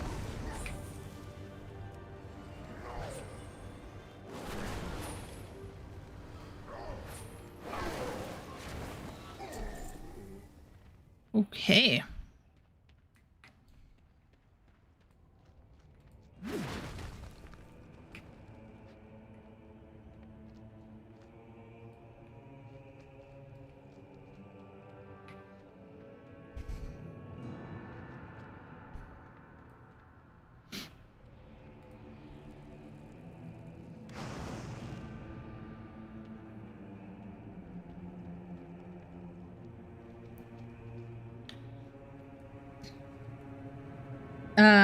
It only exists for major narrative moments. It's all over the continent, although I died plenty in here.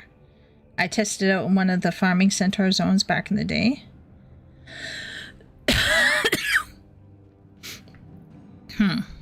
Well, alright, so let's see if I can do this correctly.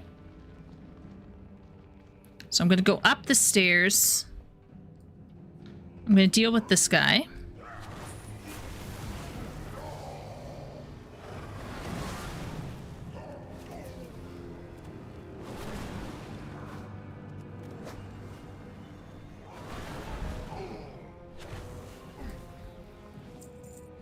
Okay. And then I'm going to go up here.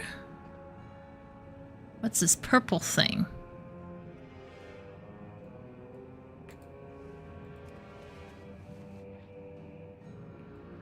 I don't know what that is. What am I doing?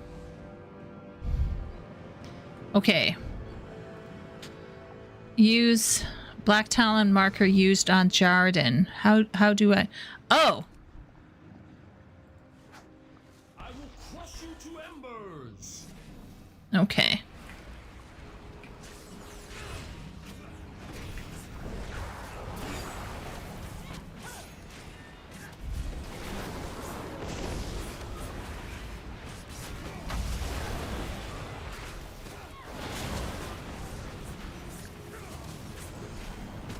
Oh, this is much easier. My flame flickers.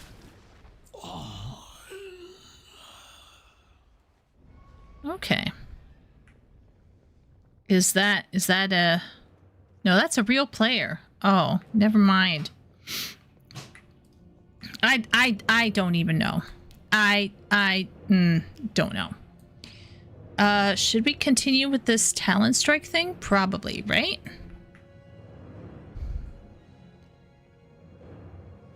You did get an NPC, but a real player showed up with his NPC. Oh, okay. I'm so confused. I recognize people like this kind of chaos. I'm like, I don't even know if I'm doing well. There is no way for me to understand. But hopefully this will bring some people joy watching me flail around like a crazy person. Hopefully. Well, I'm glad some other people are in here. That's nice. It's just kind of sad that, like, you can't make other people do this content with you. So it kind of feels like you only have that one chance to really experience this zone with the way that was intended to be experienced. That's kind of a bummer.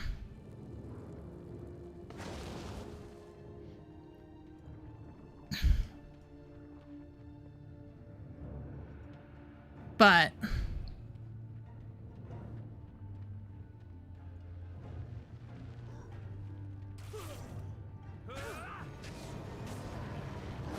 will killing somebody help?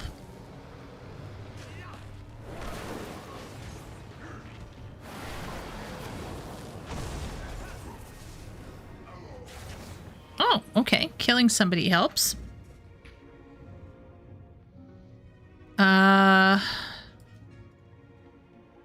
Did I have a mount?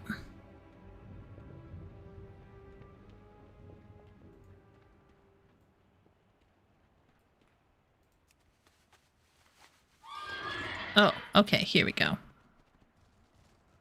I got a mount, boys.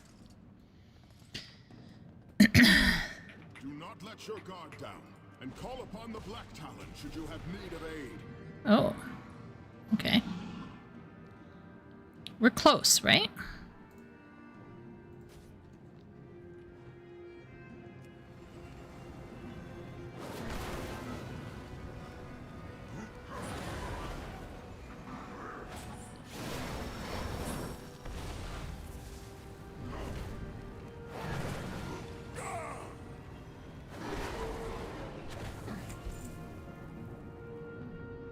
You can fly? Yeah. It's just that I'm such a baby. It's just that like going up and down sometimes makes me feel a little queasy.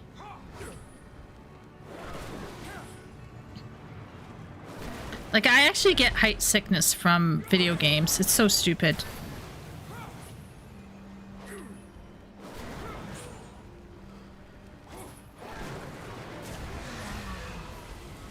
Ooh. Feisty. What does this do?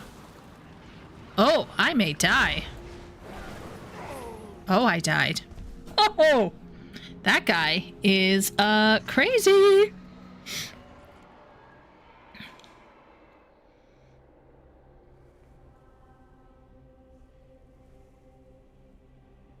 That was another elite. Ah. Well, this is my first... Oh, wait a minute. Wait a minute, boys. Boys, I don't have to run. I can fly to my body. Yes. This is loads better than the early zone bullshit where you have to fucking walk. Classic? Oh my lord. Stab my eyes out with a pencil. The walking to your body thing pissed me off so much. I know it's a thing. I know it's a vibe. It's cool. People like it. No. Okay, I'm just gonna stand over here and ignite this. Yeah.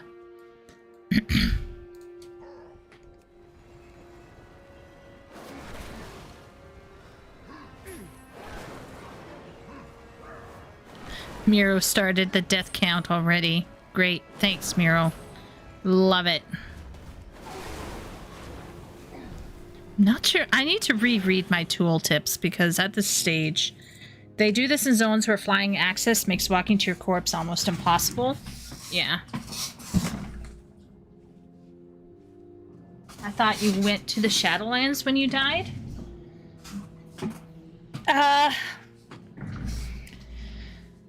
It was a big thing in vanilla that one of the races had a faster death run buff. No.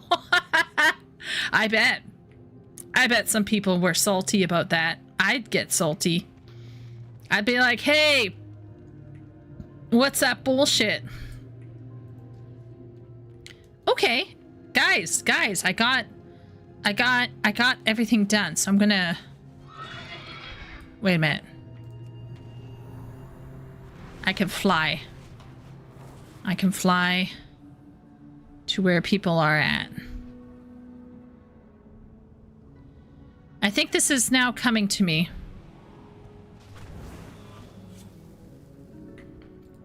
Speak your mind. Okay, no time for heroes. I get a cape. Don't do anything I do. Okay, so now we gotta breach the gates. Battle will no doubt be fierce. I'm counting on your exceptional skills. Oh boy. Okay. On your signal, champion. On our signal. Okay, let's first see here. Yeah, let's put on that.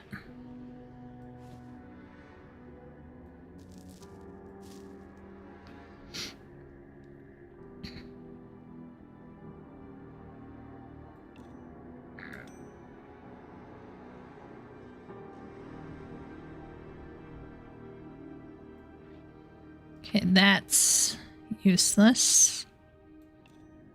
Don't need that. Don't need that. Don't need that. Don't need that. Nope.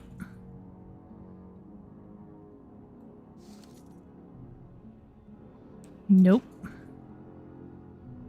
This is all old stuff, I think. Yeah. Oh, that's new. I've not the required proficiency. Okay.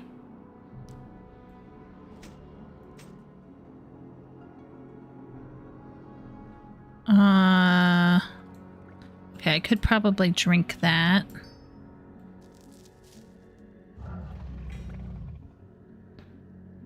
This is an elixir.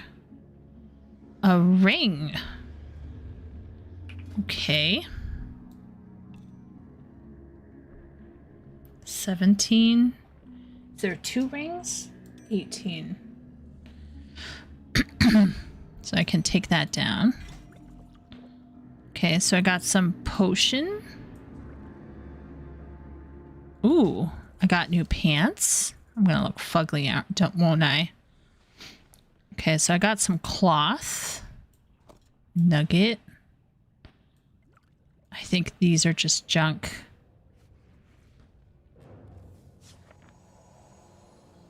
Okay, I don't know what I just did, but I did something. Renewed Podo Drake subtle horns. Okay. Cliffside Wilder Drake maned neck. That sounds disgusting, but okay. We'll move that down there. Oh. Okay. I'm upgrading my gear. Is this useful? I don't know. Spellblade. I don't even know if I can use that.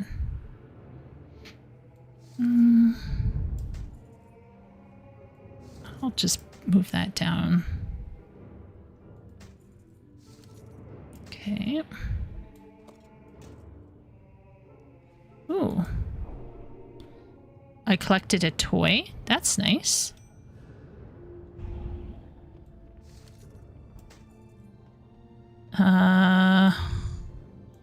Move that down. Sorry, everybody.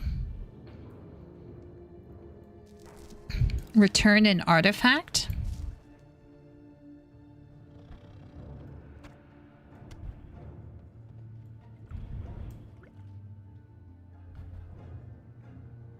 This is a toy.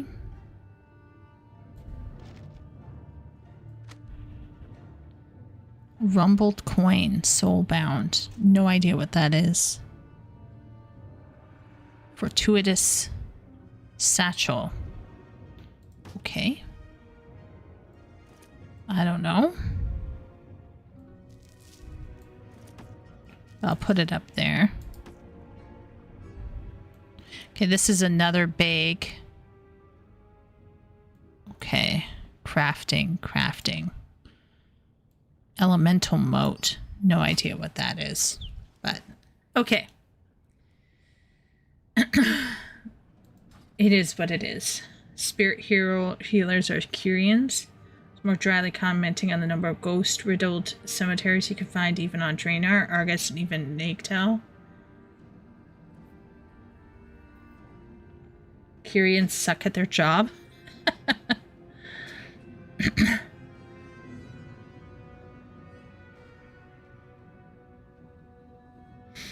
Interesting. Elite really varies in strength. Okay, I'm ready to begin the assault. Never let your guard down. Okay. So, all right, folks. Oh, we get a cutscene, boys and girls. Oh, my character's in the cutscene running. How fun. Will they show me dying? Oh.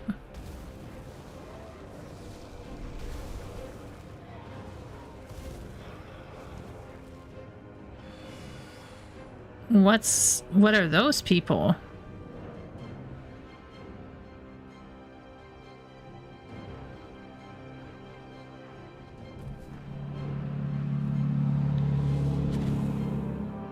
Who are you?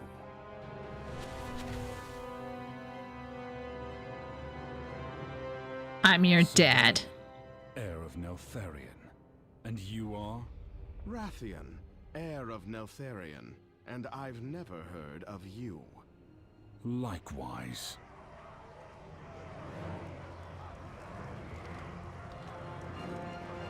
We'll discuss this later.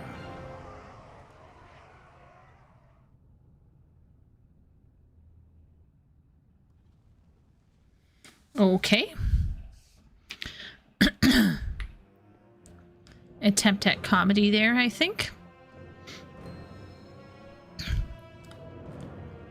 Severinus is with us. I don't know where your confidence is coming from, people, but okay. For the Black Prince! Yes, Queen, slay. Oh, okay. I guess we gotta talk to him first. We meet again, champion. We breach the gates quickly now. I'll need your help to secure this courtyard. Seems our fates are... Spellian and the other dragons are holding back the Jarradin for now. We must act quickly to secure the high towers and ensure our victory. We'll clear the siege arbalests that threaten us from above. Let me know when you're ready. Okay, I'm ready. Next time. What are we doing?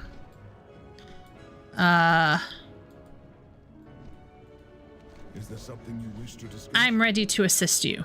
Okay, what am I doing? Ooh, what am I doing? You're not from where you hail, friend, but I cannot fault such a timely arrival. Okay, fine. But, hear me out. Outland. Were you expecting to defeat this entire army on your own, little brother? A bold move. Okay, where am I going?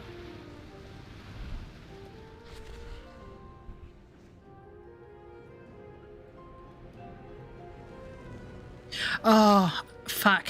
Okay.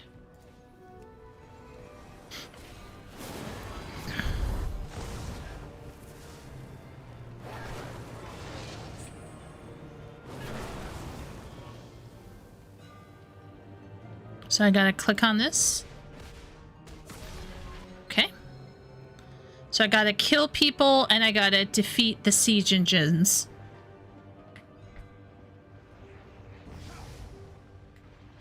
Should I kill that guy? Well, I'm fighting him now, whether I want to or not.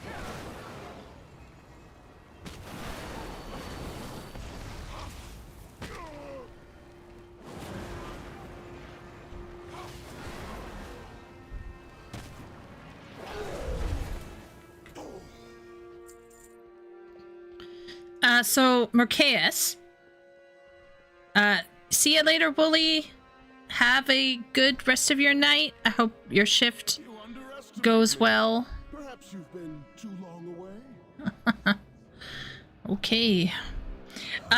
Mercaeus, you were saying how there are private servers with kind of better questing and stuff like that. So I was wondering, like, did they improve on this stuff as well? In these, like, more fan-made versions of the story? Like, did they improve on Dragonflight?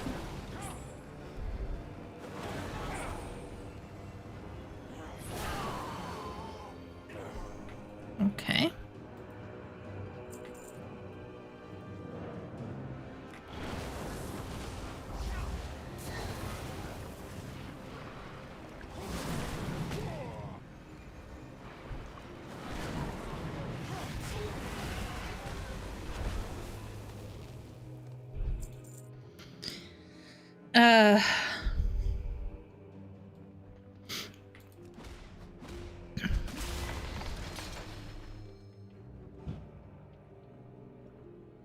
Okay, so where is he?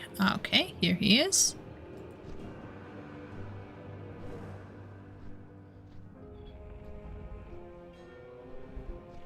And I know that some of you have been playing WoW for a little while now. What do you think was Dragonflight's largest failing for you as a WoW fan?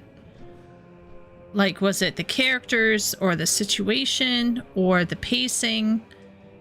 I don't want to exactly say the stories are strictly better. It's just tickled my brain better, and I spent some time thinking about why. Oh, okay.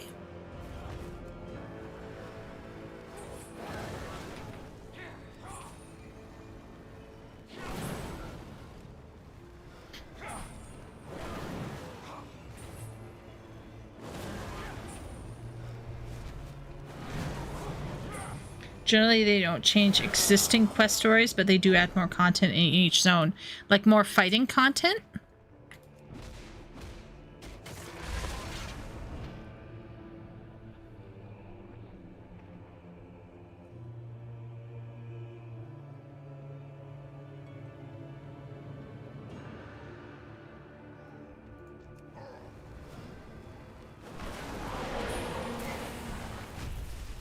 Oh.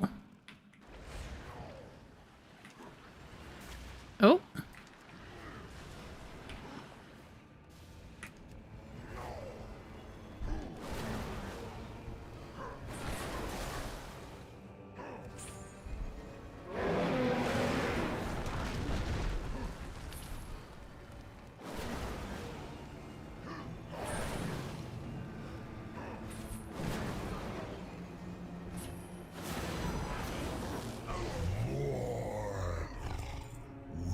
Okay.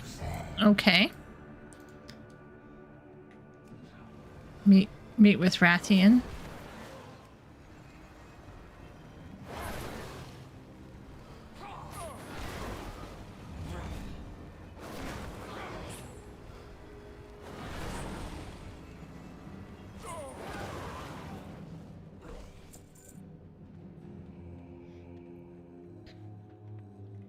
As for Dragonflight, I don't think most servers have caught up to this expansion for their tech. They happily steal the models for their own stuff, though. Also quests and little stories. The writing just didn't feel like WoW. Like any other generic fantasy game. Okay, WoW, no. Okay. Don't stand in the fire. Yeah. All the ones that have been doing that have been getting extra attention from Blizzard's legal team for the last 2 to 3 years, though. Yeah, that's what I heard from, like, this one... Was it a Bellular video? Or was it I'm trying to remember. But there was like talk about like this one large server that was coming under fire and forced to like shut down or something because it was like considered to be stealing or like making money from a like an IP that you don't own. Like, so for example, in fan fiction, you can write as much fan fiction usually you can write as much fan fiction as you want and be fine legally, but in some cases, if the author is very strict about it, they can and will go after you. Like Anne Rice is one such person. And then if you attempt to make money from it, that's a strict no-no. So like you can get sued if you try to make money from fan fiction. Fan fiction has to be free in order for you to... And I remember at one point you had to put disclaimers on your fan fiction for everything that you wrote. You had to put a disclaimer that this doesn't represent the original author and all of that stuff because it was considered... like, you had to be extremely clear that it was derivative for legal reasons. Otherwise, you'd feel the heat. Oh, I turned. That's right. No allowing turning cameras. Nostalrius first and then Turtle WoW? Yeah.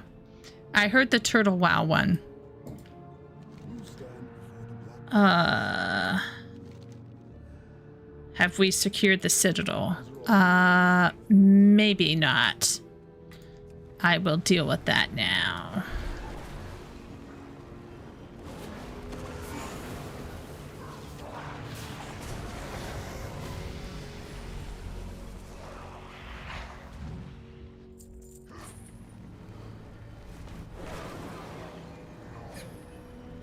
You have awoken? Hello, party. Did you get a good nap? I didn't want to wake you up because it looked like you really needed that We also took a lot of sun today because we went outside. It's been fun so far for me. I don't know about everybody else. What do you guys think? Has it been amusing? Yeah, we went outside for ice cream. It was crazy.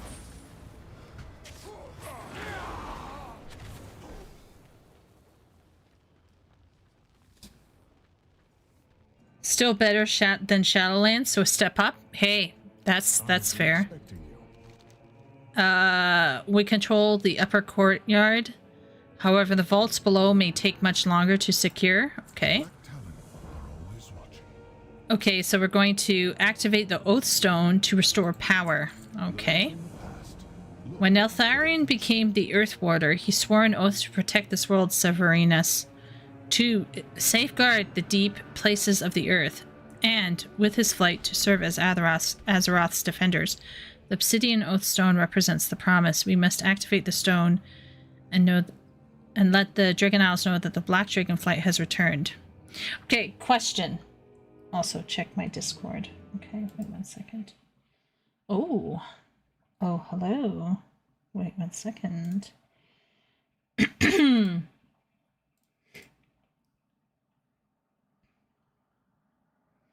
Is there actually a way?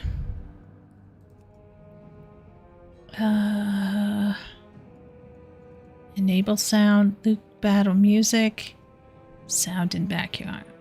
Let's see if this does it. Yes, it does. Okay. This way you guys can get. I will say the music for WoW is pretty solid. There's some parts where it just kind of gets a little samey, but pretty good.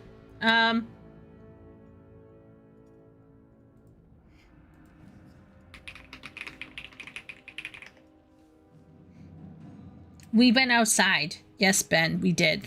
We went outside, we got ice cream, we went to a restaurant with my brother and his fiance.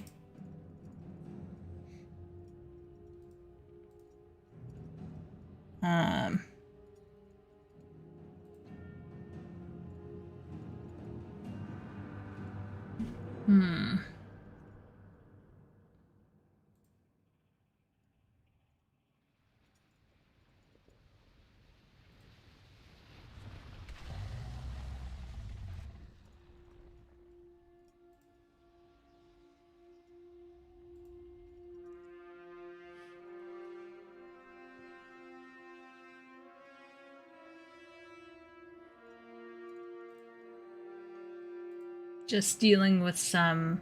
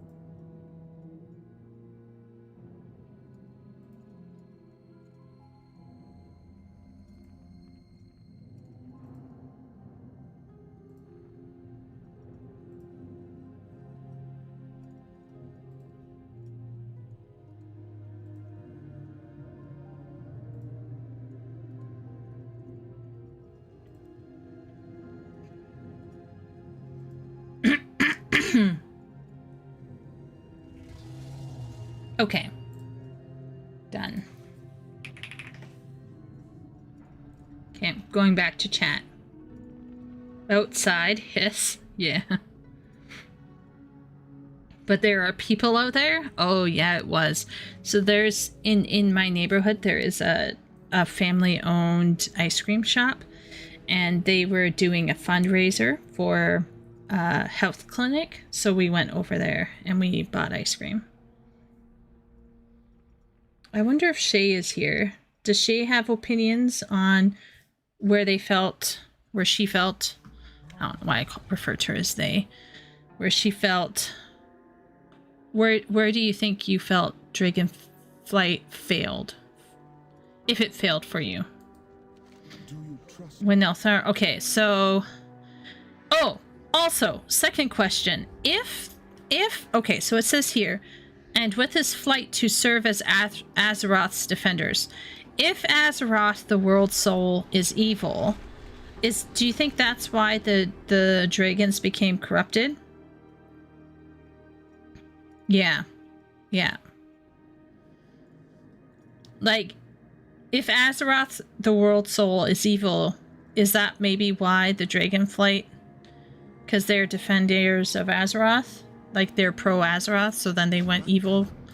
Like, maybe she made them evil? Okay, speak with Rathian at the Oathstone. Okay. I'll get on a mount.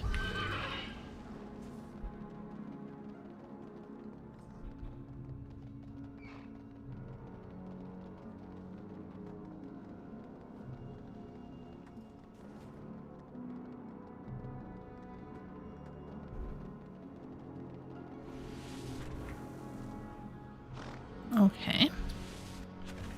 Oh, people are coming in. I gotta pay attention. Chat bubbles are gonna happen in the real world now. There's Vazella Sabellian. See, like, you click on them and nothing happens. Speak. Can I trust you? I've been too long away. You seem familiar. Do I? Okay. I'm gonna go back to my Dragon Daddy. Is that the Oathstone? Must be activated to restore the power of my Dragonflight. Okay. Okay. You stand before the Black Prince. Are we going to activate it by accident? Something is wrong here. I bet it is. This cannot be. The stone is cracked. Broke his oath. And with that, the stone broke as well. Okay. We must repair it.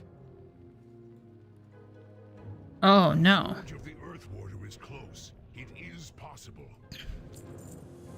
Okay, so we gotta make it so.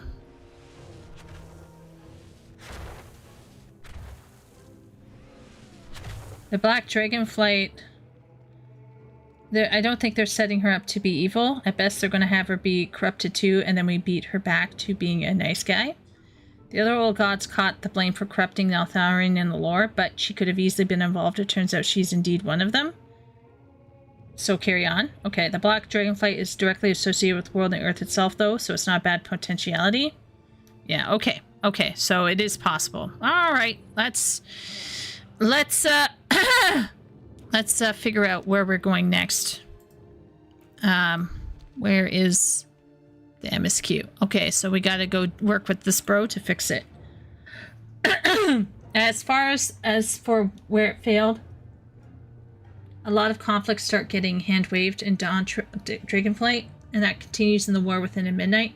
I would say hand-waving away difficult plot moments that they created for fields that don't work are where it fails primarily. The Blackflight story is good for most of the X-Pack and then ends falling on its face. The Blue Flight story is the only one that is good front to back. Black Dragonflight corruption is attributed to a few things currently, mostly the old gods, but also mysterious shadow fire they use. But there's no emotional weight if you didn't play during BC and Wrath and read the aforementioned book. Okay. Yeah. WoW lore is always uncertain, but I think Azeroth doesn't corrupt unless you go deep underground where the old god corruption is.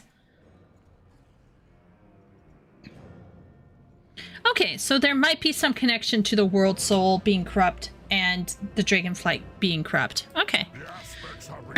Maybe the details are not quite correct, but yeah. Okay, so we want to fix the stone. Wait, we're going to literally walk around, try to pick up pebbles? Okay. I shall assist you in the search. Oh my lord. Okay. So now I have people. Please, I never know. Like, when am I allowed to start running? Because then they start talking with chat bubbles, and then I just go, whoop, it goes right over my head. I'm confused. Game, please help me understand. Okay, let's. Are we going the right way? Let's go this way.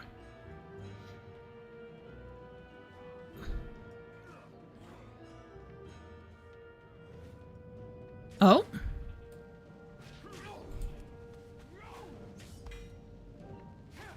Okay, we got one.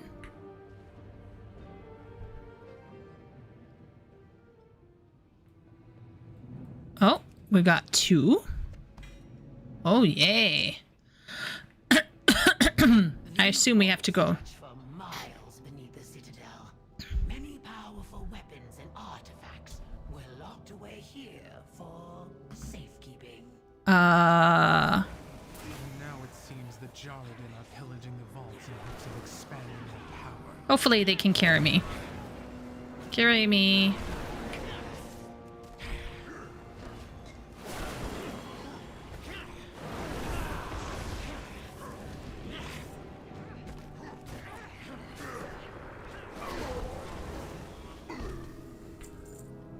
Okay. Guys, I'm not failing at life.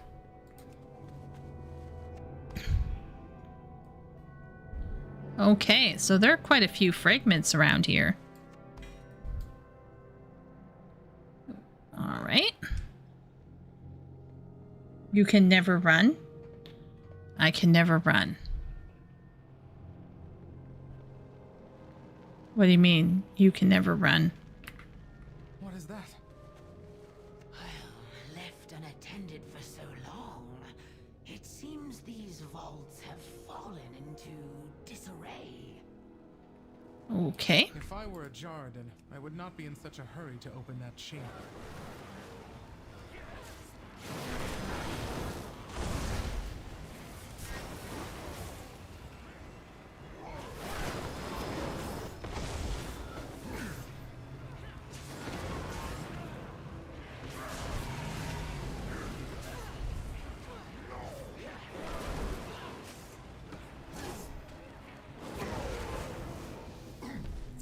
I'm kind of getting a handle on my rotation.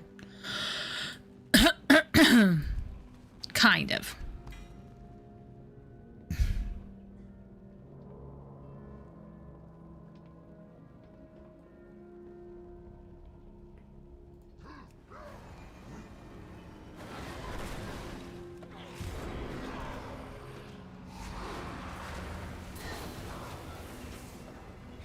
Uh-oh. Mistakes were made.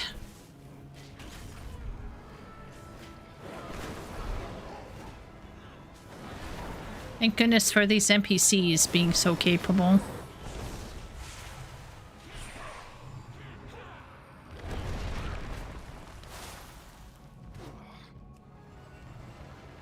Really, Queen?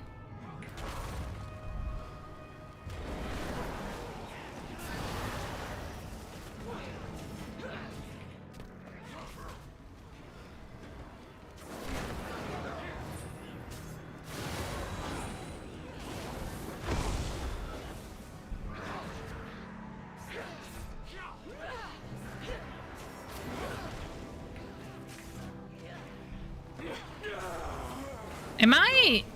Okay, I'm confused. Is this a solo instance, or is this supposed to be like an open world?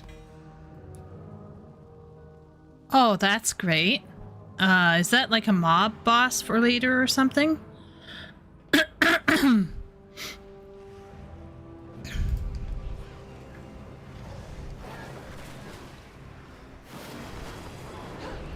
Okay, I think we're playing with another real person.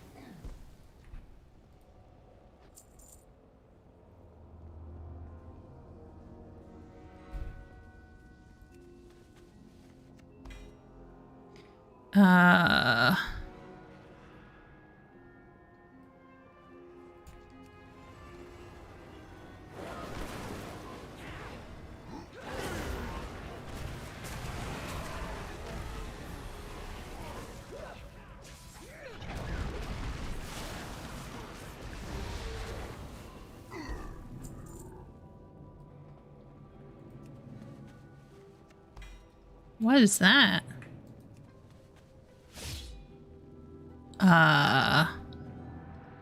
Seared Defender's Blade. What does that do?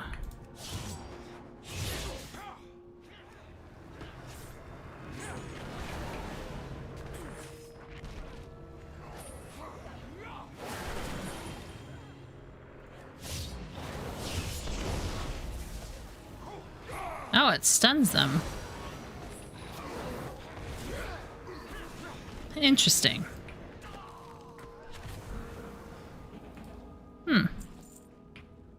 Okay. I think I think I have enough, folks.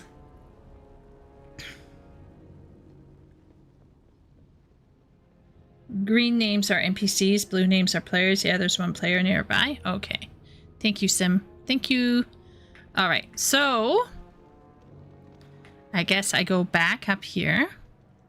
Let this bro kill everything for me. Like the pillow princess that I am. Hello, Ambassador Friar Tuck.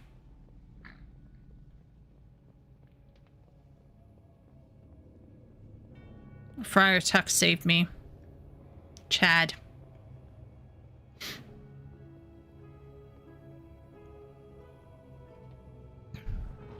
Why do they have Black Talon assassins and I only have these people? What's up with that? Is that something else? Maybe it's some extra side stuff. For the glory of the dragon. Yes, here's the Oathstone. We can repair it. The Forge of the Earthwarder is the most powerful of all the Dragon Forges. Our ancestors used it to create the strong weapons and armor to defend Azrath. In the heart of that forge is the power necessary to reform the shattered fragments of the Oathstone. Let's go and prepare the forge. Okay. We must work quickly. The area may not remain secure for long. Okay. Do not fail me, Gazentis. I guess we're following them?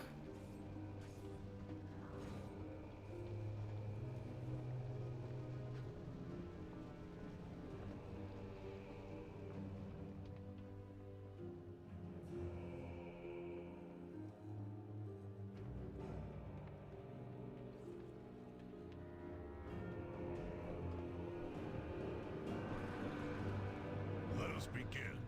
First, we must get to the forge. Other players have their named NPCs appears vague, non-named NPCs to you. Because you're the main character. Interesting. The game renames the NPC friendly and gives it a generic appearance. Oh. You know what? I'm going to give WoW this one. I'm going to give WoW this one. I think that's kind of cool. I think that's kind of cool. Is it a little cringe? Maybe. But I think that's actually cool. That's awesome. Okay, so... now we gotta... You guys can do this? It had to be me? Okay. Requires cinder shard coals to fuel the forge. Okay.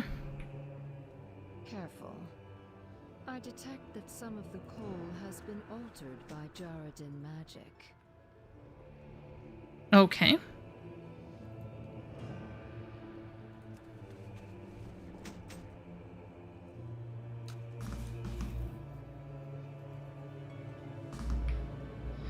Altered in what way?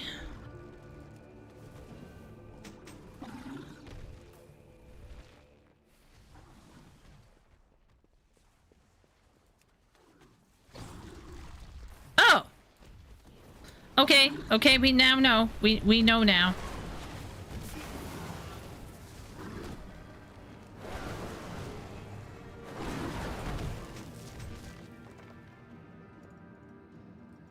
Okay.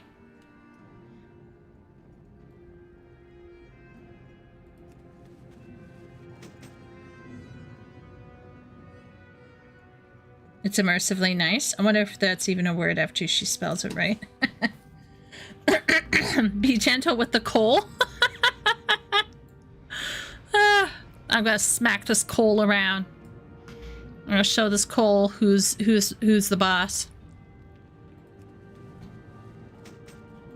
Make the coal my bit. Excellent. Okay. All will be ready soon. All right. You have all done quite well. Uh-huh. Now, let us get that forge working. All right. Welcome to the Dragon Isles. The forge is ready. All we now need is the flame. Okay. So now Rathian's going to spark this bullshit. Okay. It seems only fitting that my flames secure my destiny.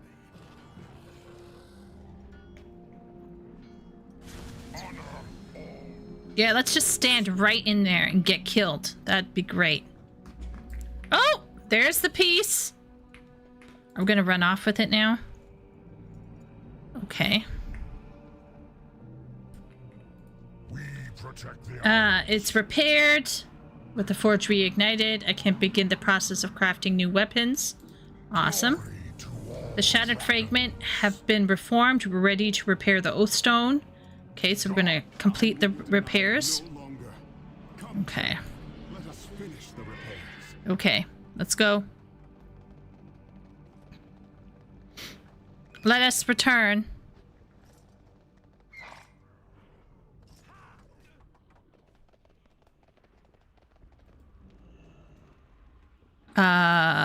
Should we just go click on it, maybe? Or, oh no, we should talk to him. He's golden. Something you wish to discuss? All right. Okay, let's go. Go ahead, Rathian. Good luck.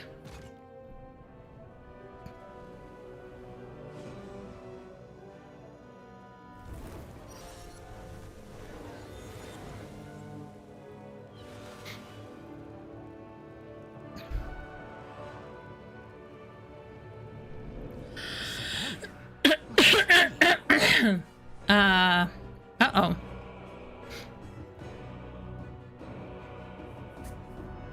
Champion, I must claim the throne now.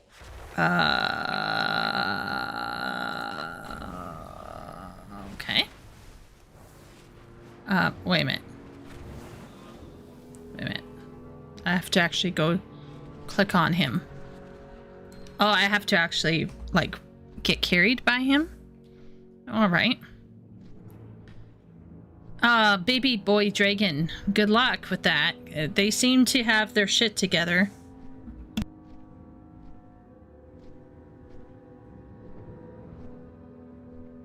Nicole needs...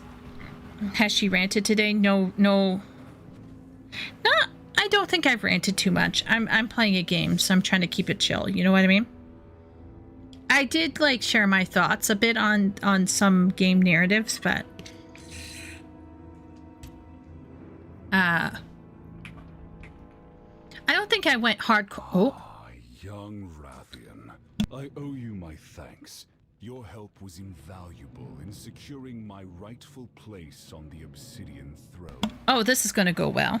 I believe you're mistaken. This throne, this legacy, is my birthright. No. The mistake is yours. I was anointed caretaker of this flight by Neltharion himself. So let me be clear. When all is said and done, I will be the aspect of the Black Dragonflight. Is that so? May the worthiest dragon win. Question. Should we be able to tell which of them is telling the truth and which of them is lying?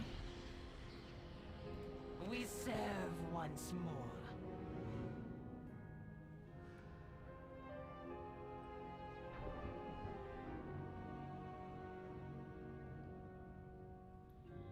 Oh, this is like a dungeon. Oh. I'll accept it one day.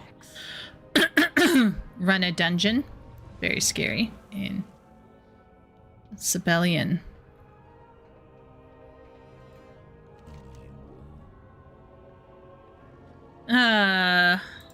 Here's my question. Like, as a player, ought I to know whether Sibelian is lying or not? Like, should I know that whether he's telling the truth or not telling the truth. We meet again, champion. I thought WoW had NPC party members for dungeons now. Do they? Learn from the past. Look to the future.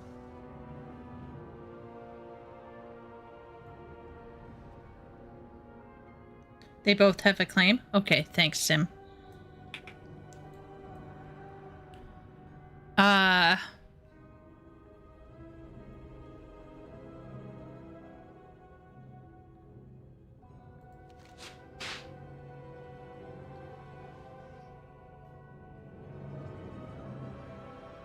You can access Neltharius solo by queuing for it in the follower dungeons.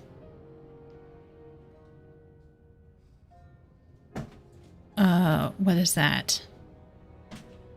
Shop, adventure guide. Shankule. Dungeons? Okay, this is midnight. I want Dragonflight. And I want Neltharius.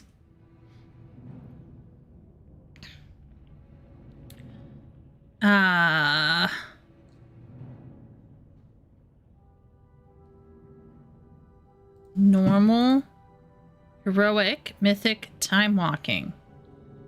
Okay, that's nice. All right, but like,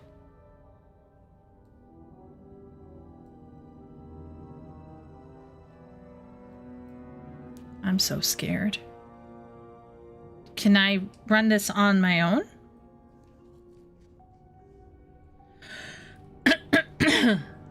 What, can I do it on my own though? That's what I'm trying to figure out. Can I do it on my own? Damn it.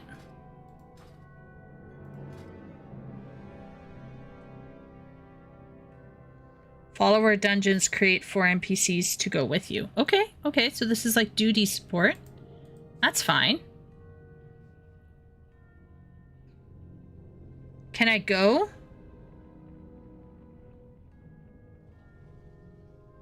Wrong menu. Okay. Wrong menu. Okay, wait a minute. Character info. Actually, I should probably check on my...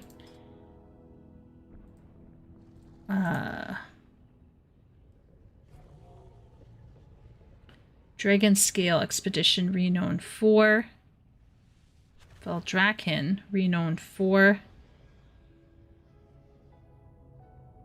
I don't know what any of this means, but okay. Professions, talents, and skill book. Do I have any talents to use? No. Okay. Achievements, quest log, housing, guild finder, group finder.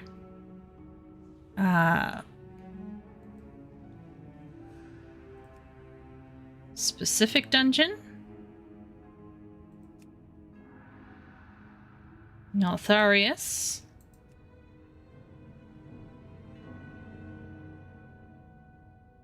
What am I? There. Pre-made groups. Dungeon finder. Okay, press the eyeball. You missed follower dungeon. Follower dungeons. Neltharius. Okay, okay, okay, I think I got it now. So I'm a DPS. I chose Neltharius, follower dungeons, find group. What time is it? Guys, do you think this is boring for you guys? Should I go in here? Will it be boring? Will you be bored? I'm kind of curious. I have not yet played a dungeon in this game, okay? It's mostly background, so I'm chilling. Okay, awesome. I'm just gonna go do it. I feel like I have not gone into a dungeon yet. Maybe, actually, wait a minute, I lied. Maybe I think I think Shay ran something with me during the mop thing. I think.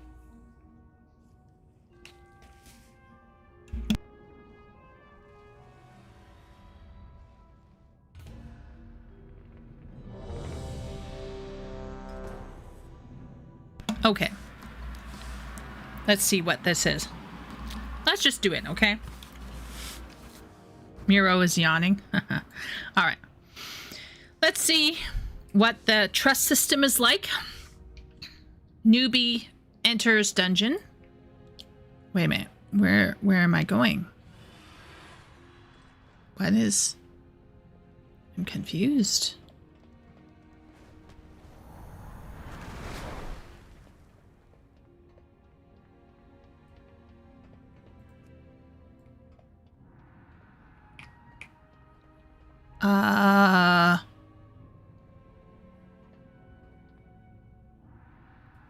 Down there? Is there...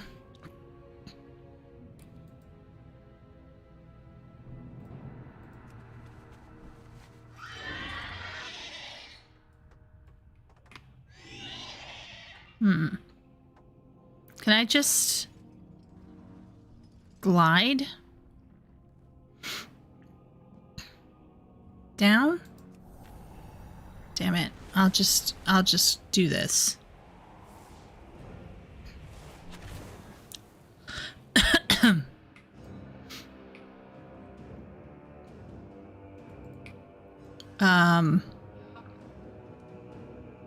You're not in the dungeon. It should have teleported you in.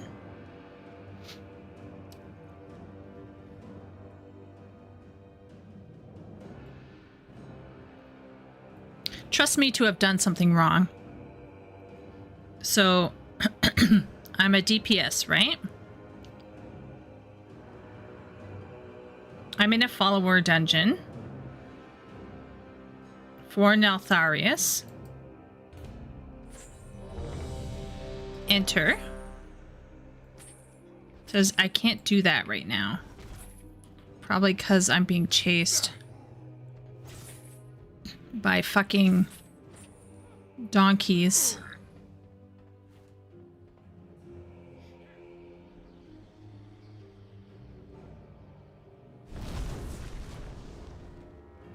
Okay, I'm gonna find group.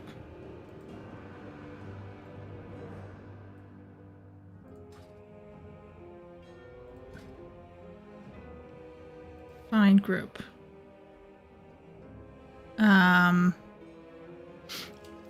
Is this like a subscriber thing? Like, can free trial players go into a follower dungeon?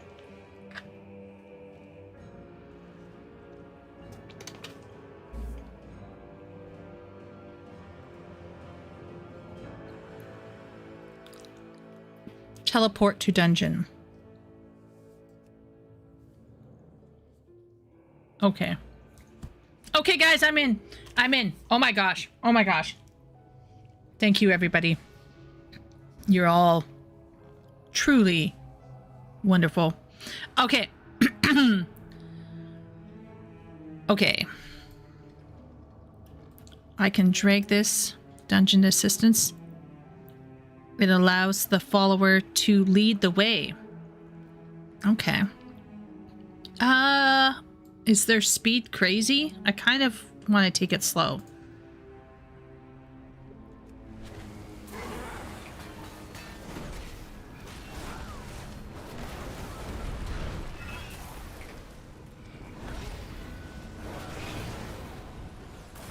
Should I move out of the way?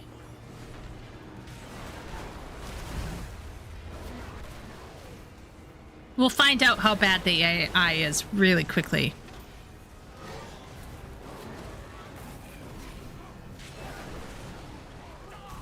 They're killing stuff, though, so...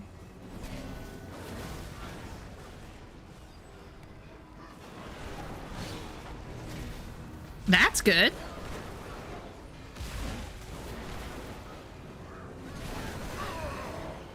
Okay, okay. Hello, everybody. Is everybody feeling okay here?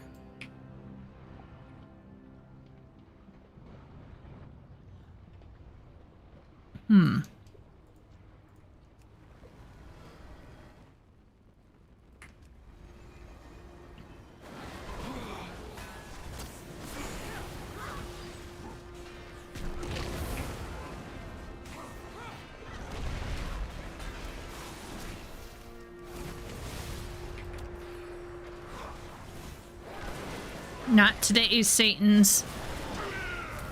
What does that thing on the screen mean?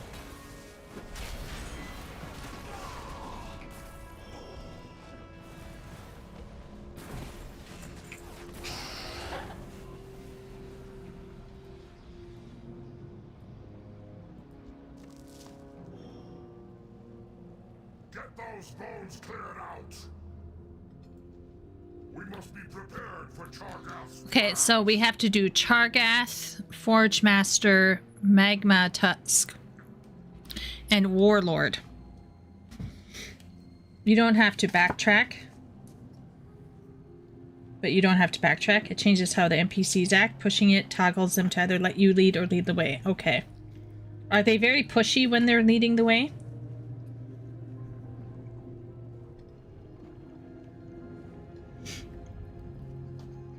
Okay.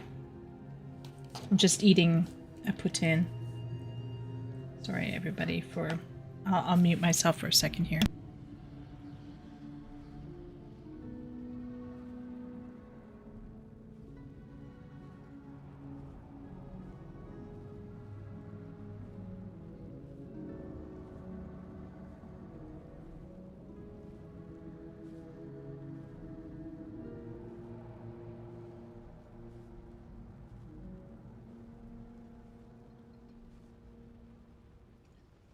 Restball Miro, thanks for hanging out.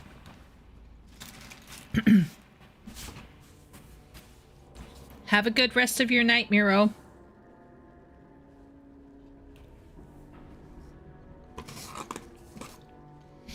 Okay. It doesn't say that we need to kill Lahar. I feel like, why should I go in this room? You know what I mean? Okay.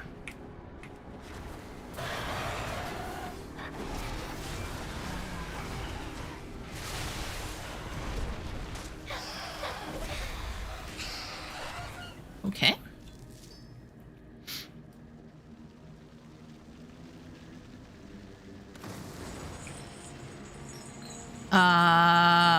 What is that?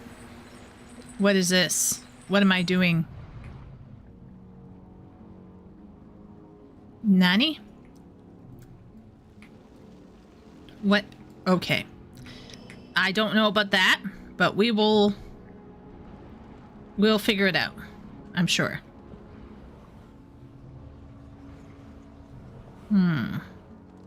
Should I clear out that back room?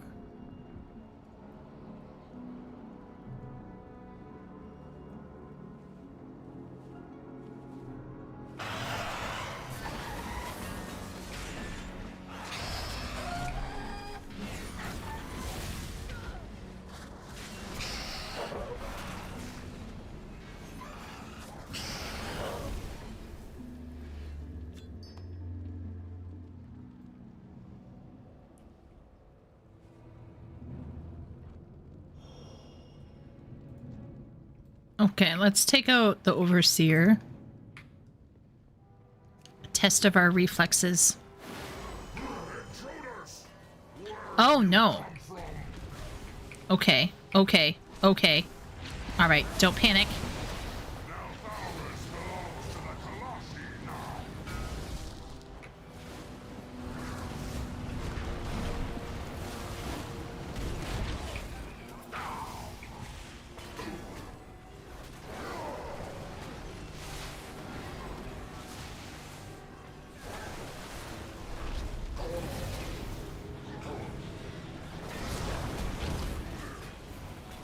Oh.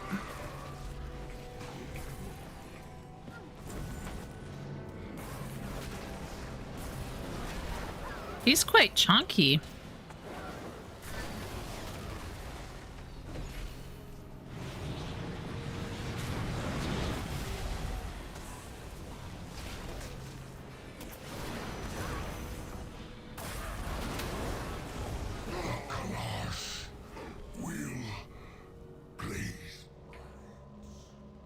Oh my good lord. Oh, there's a bunch in here. Okay. All right. Oh. Okay, I gotta think about this carefully, right?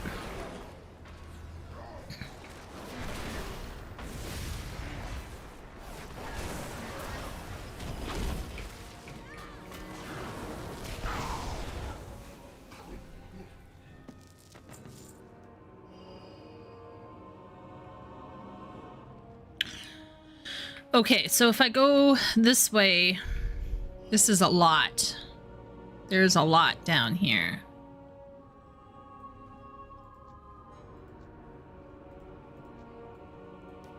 There's bone tenders, phoenixes, trainees. I'm not seeing any of the big bosses, though.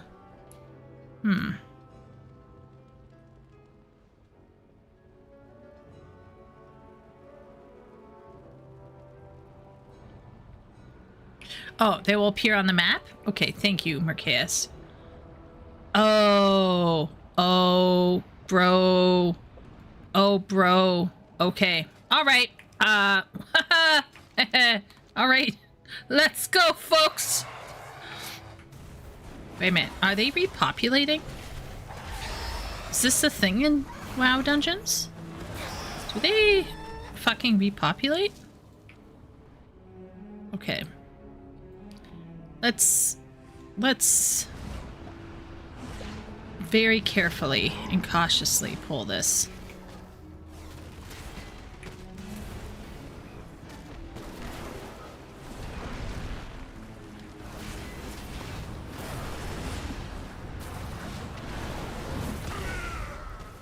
Okay.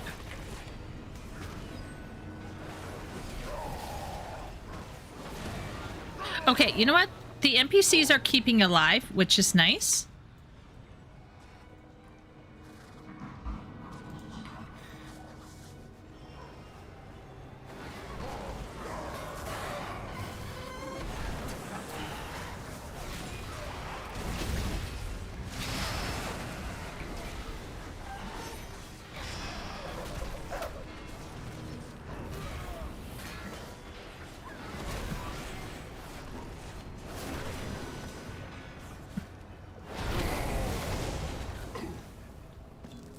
Okay, so I'm trying to go down one side of the room so I don't pull the other side of the room. Is this a thing? Is this smart? Will I regret this?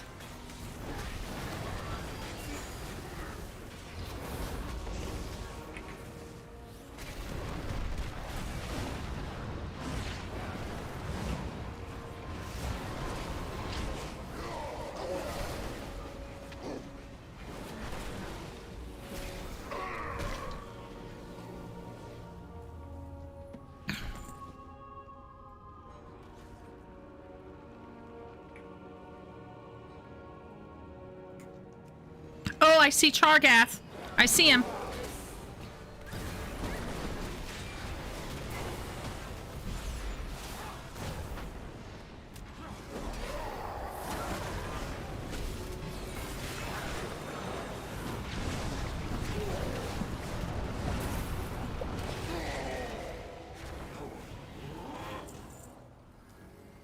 Oh.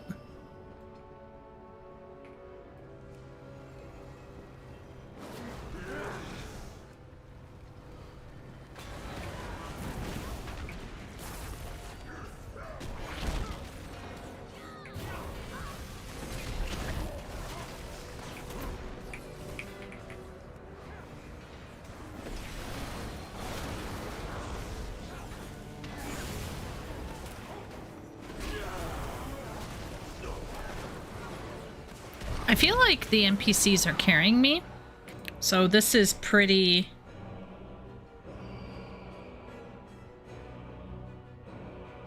This is pretty, not bad at all so far. Okay.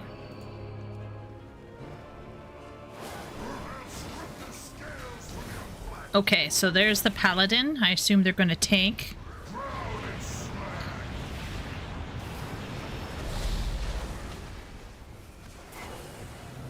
Should I get closer for that? Oh.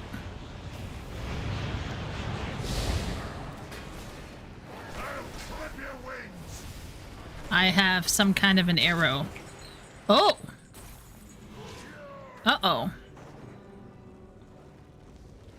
Okay. It's just a thing. It's fine. Oh boy.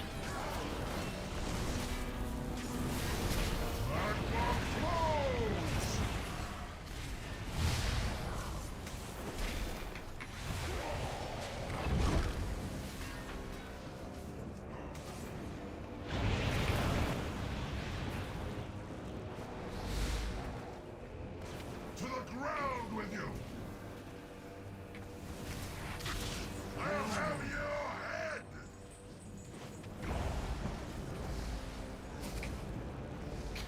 Okay.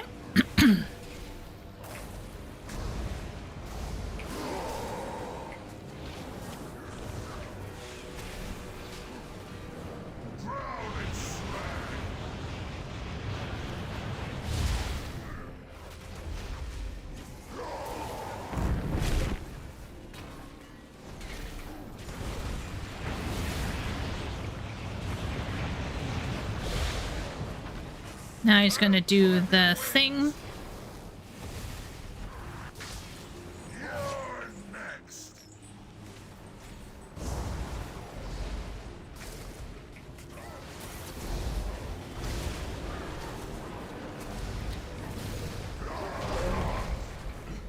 Shames me.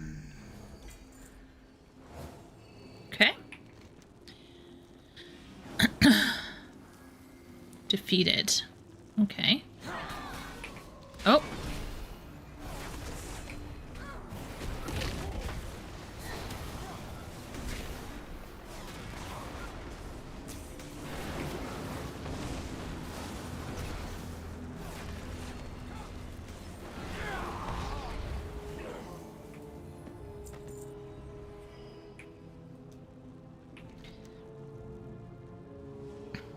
So actually, I could just go back the way I came and then around the other side. That's what I'm gonna do.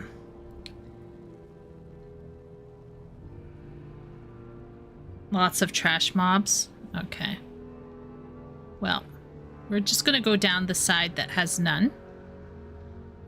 Heroics don't, normals do.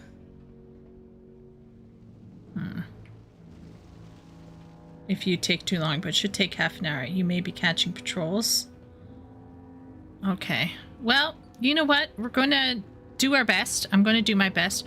I have never run a dungeon on my own before with this, but so far,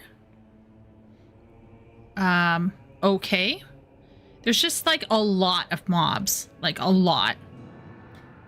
It's probably really fun if you have like a tank that scoops them all up and then you AoE them down.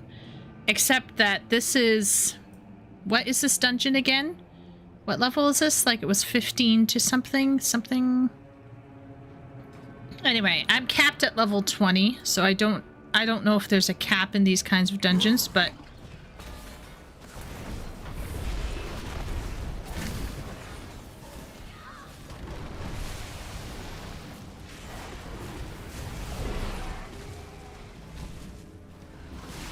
Okay.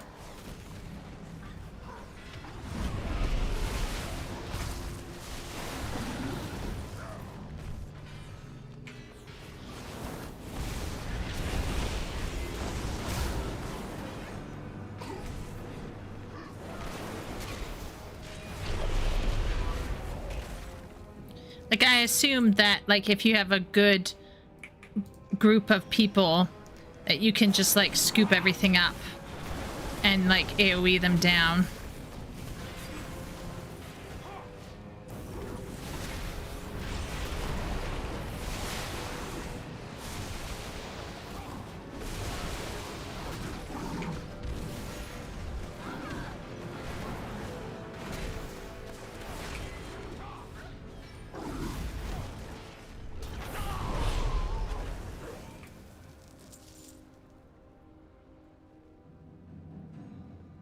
Just gonna ignore that shit.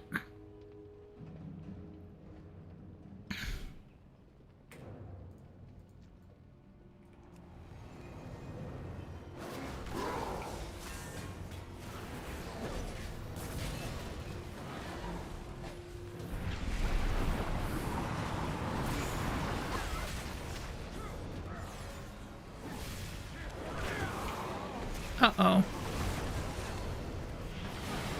I spy in the corner of my some elementals.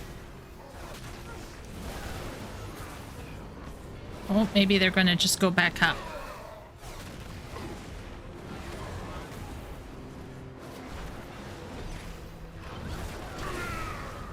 Okay.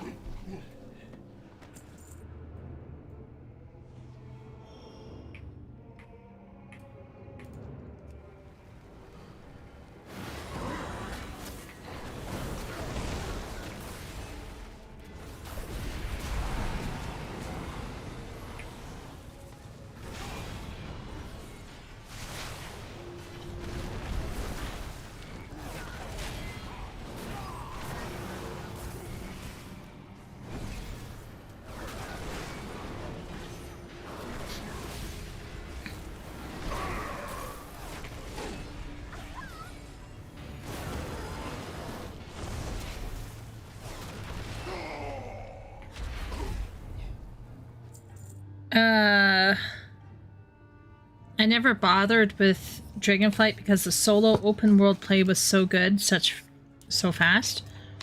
Does anybody here in chat enjoy WoW dungeons? So like they seek out WoW dungeon play?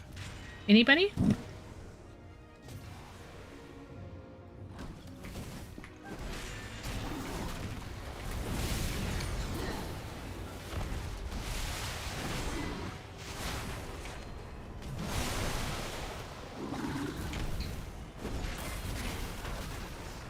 Oh, I do? Just not in Dragonflight? They were annoying and unnecessary? Oh, okay.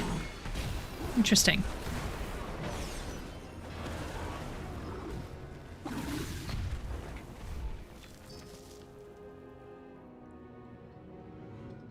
I think we're on. That Merkeia says they streamline it a bit much? Okay. I think I do kind of enjoy streamlining to a degree because in the end of the day the players streamline it anyhow, so for me it's kind of like moot. It's also because it's not streamlined, it feels more scary to go in as a tank, because if you have different ideas about how to do it or you want to try something else out, from the sounds of it, people are not very gracious in this game, shall I say.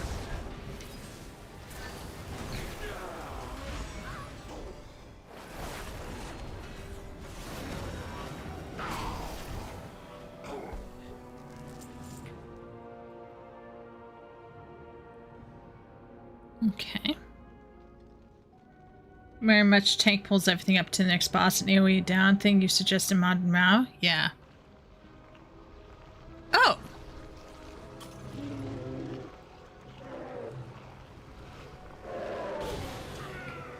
Uh-oh. Oh, magma. Bro, chill. Oh, damn. I used my spell too early, too far away.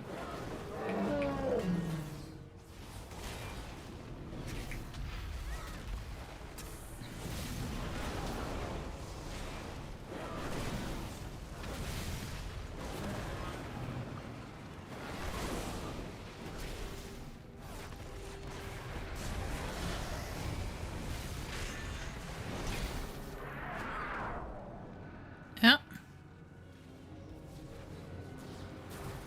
Oh. Okay. Oh boy.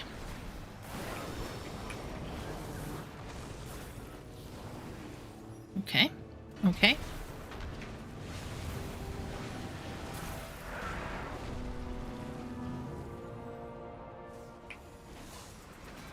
This poor boss. Poor tank for this boss, having to run around after this thing.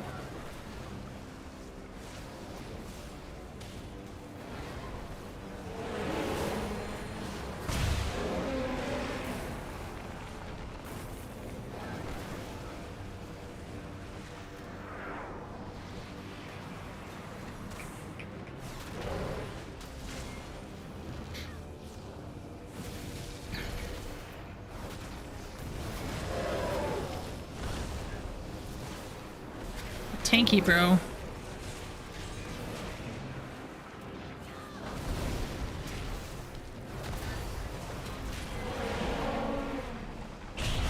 Oh.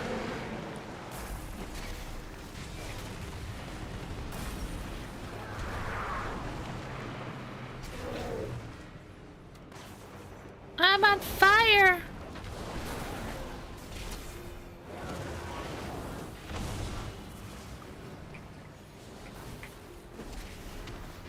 Oh, we got him. We got him. Magma tusk down.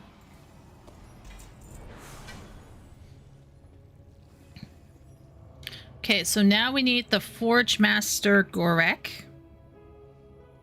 That's the Warlord. Where's the Forge Master?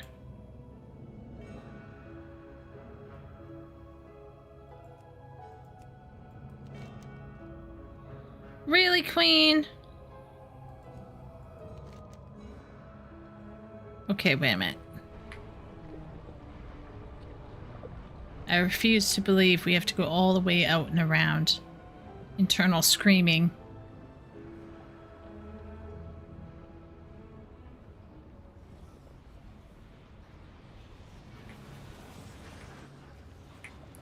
Can we...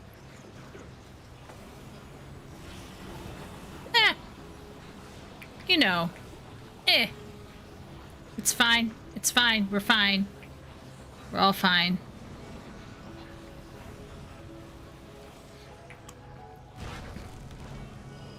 Oh. Oh. Oh. Oh. Oh. No. Okay.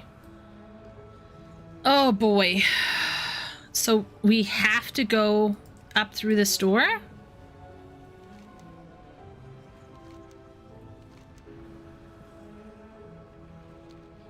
Really? Damn. That's fucking stupid. Okay, well. No mounts in here.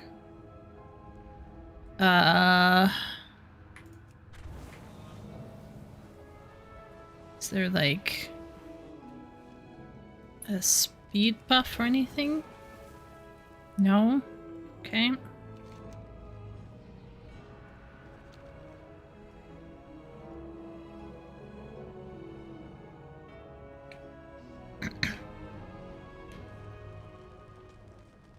There are some dungeons that let you ride, not this one though.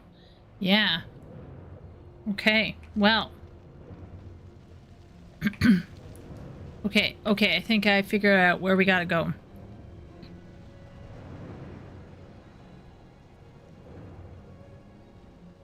Gonna go this way. Neltharius. Then we're gonna go... here.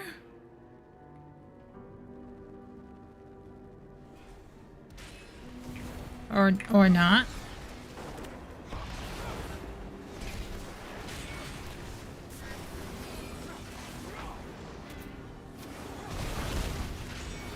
It would probably help if I clicked on the enemy, or you know, just press tab. Okay, I think we're making headway here. Possibly.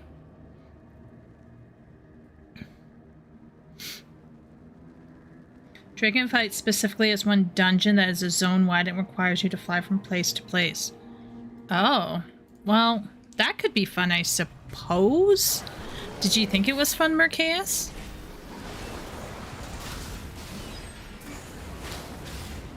I could see some people maybe enjoying that, maybe?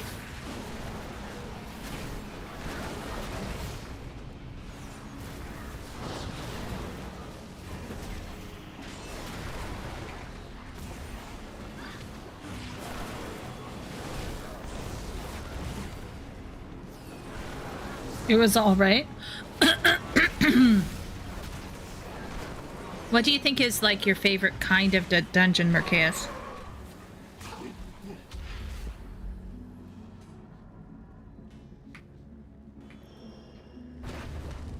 Oh, the fire. Oh, the fire. Okay.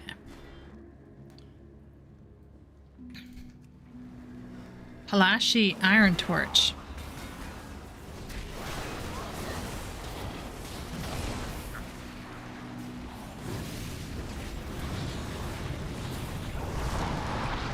Oh. Okay.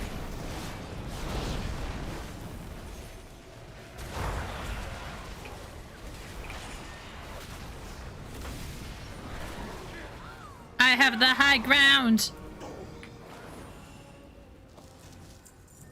Okay. Okay.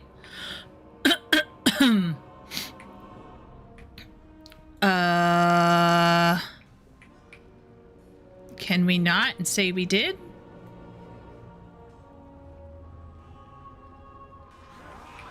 Oh.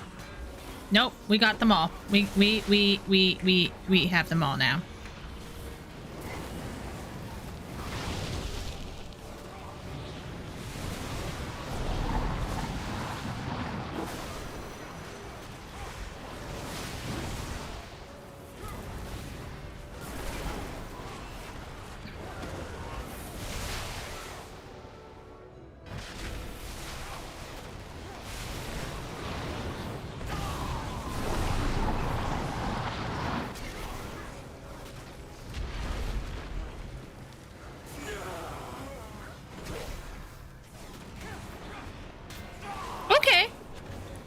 This NPC group, this AI group, is not stupid.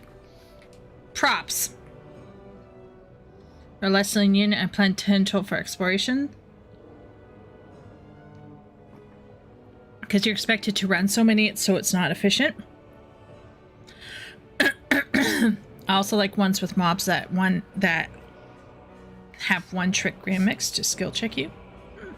Okay. I understand the fun part about like having like an open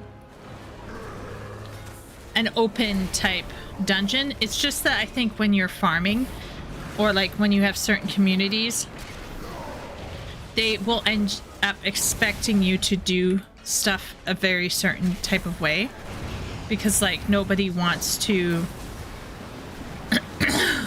nobody in the end wants to like really hang around and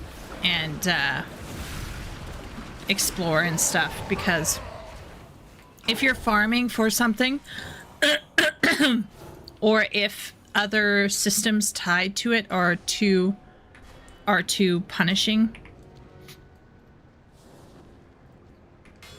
I feel like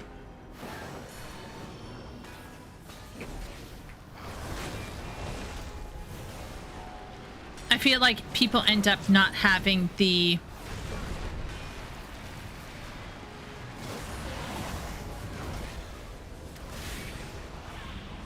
they don't have the patience to actually properly explore the dungeon because they just want to get it done, if that makes sense. Sometimes it gets to the point where like a newbie trying out something like has no place in the world.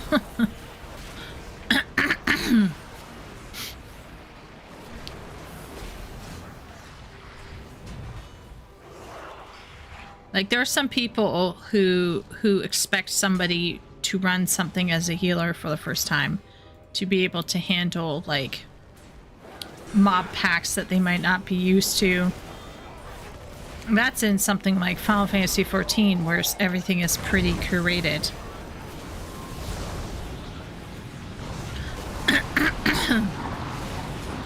On occasion, there can be certain dungeons like Golg, for example. And that can result in really tough mob packs, and some people are just not used to it. So then they need you to go slower. Let's say as a tank or as DPS.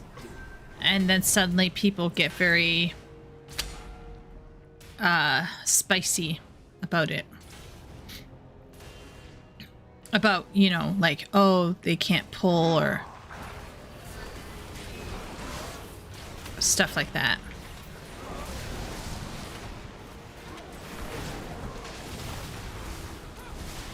And it's not that all people are like that as well in dungeons, right? It's like the bad ones make it tough for everybody involved. It's not even like a majority necessarily are like that.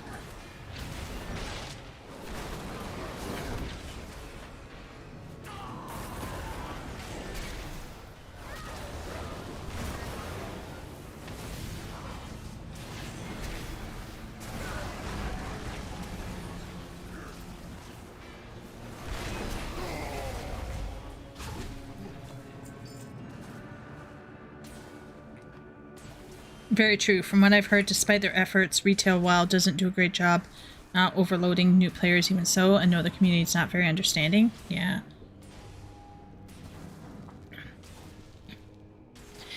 I think Merceus, in a world where the game isn't punishing players, some people might be more forgiving and be even open to, you know, more open-ended dungeons and things like that. But I think if you end up, if you make your game too punishing or like put too much on the line, people are going to feel like they have no choice. Now, of course, everyone has a choice regardless, but you know what I mean? Like, it's also a question of, like, is the game unfairly expecting too much of its players, and causing people to behave a bit more selfishly than usual? That being said, I don't think Final Fantasy XIV is like that, so I think Final Fantasy XIV players have less excuse. Whereas if WoW is unnecessarily punishing in some areas for certain grinds, then I can see why.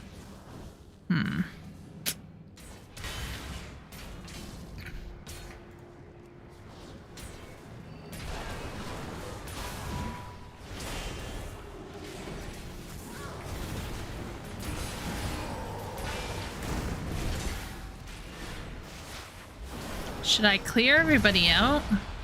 Or do you think I can isolate them?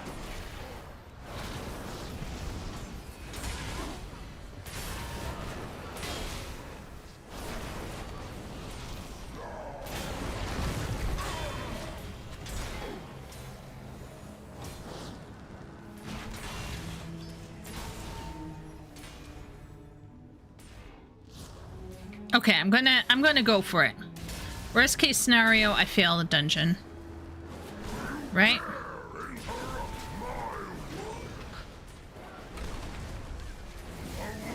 Oh shit.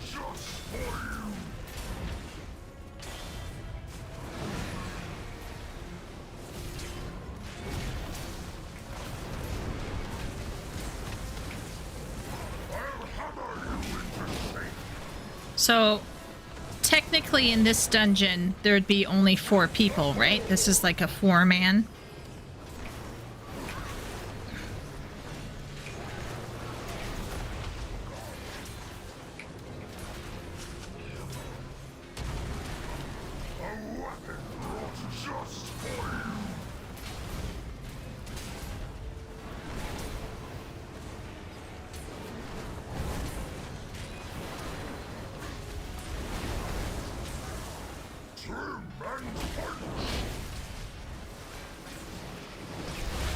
Oh.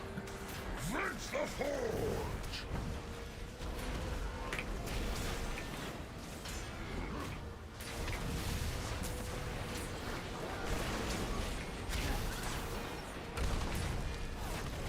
see what I have for you.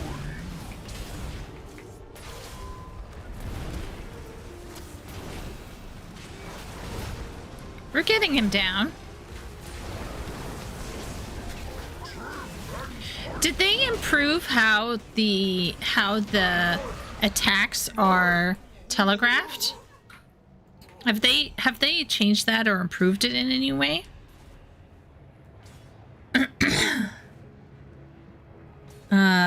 Tank healer 3 DPS.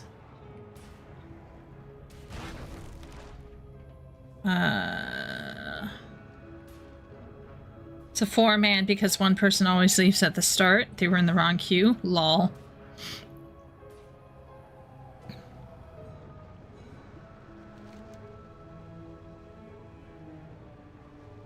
Okay, so I'm gonna go up this one down here. Let's see what happens. Yes. Because I'm finding it easier to see what's happening. I don't feel like it's murky or unsure of like what's going on or like what I should be avoiding. I think it's pretty. It's looking cleaner, I think, to me. Like some people were saying that in earlier iterations it wasn't always very clear, but like I think they're making it very clear.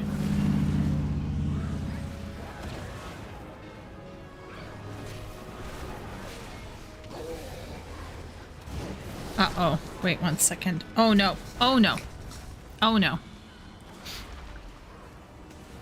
Sorry team, I think I got somebody in my room who's going after my cables. Hey, boy.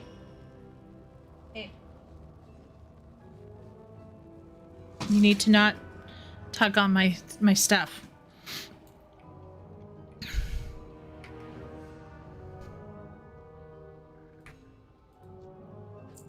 Okay.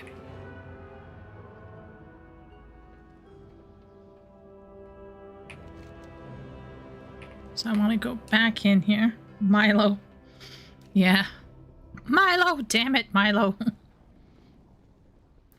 Milo has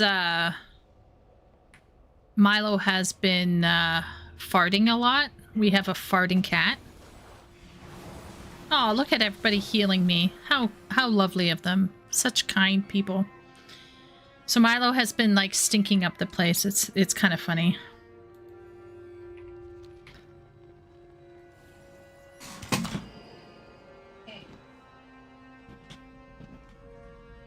Want to come and say hi? No, you're not eating this gravy covered potato and cheese mess.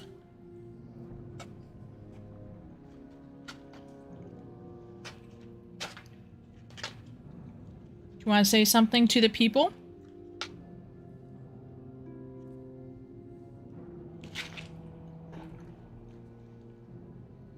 No.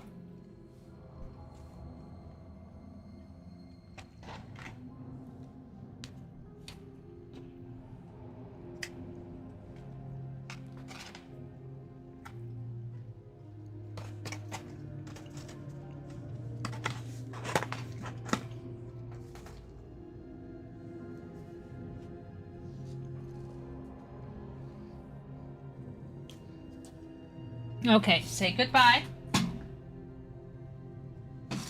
Go play somewhere else. Okay. I've sent Milo away. Oh, some people are here now that weren't here before.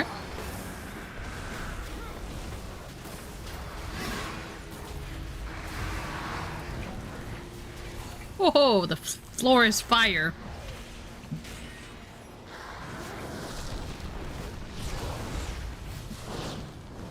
Oh. I think we should get rid of that.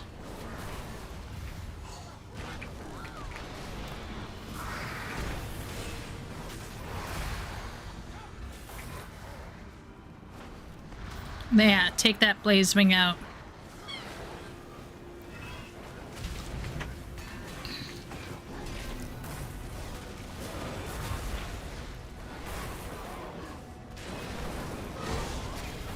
He's getting into something down there. I have no idea.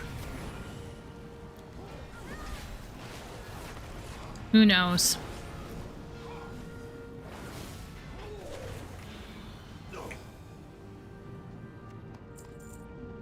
Okay.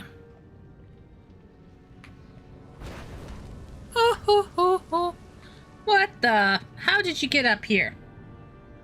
Oh. Hello. Go sit. Go sit. Go sit. Yeah, you can watch the screen. Oh, Lord. He's right in front of my microphone before the screen, so I can't really see my buttons well now. So that'll be fun. I got some visual hindrance here.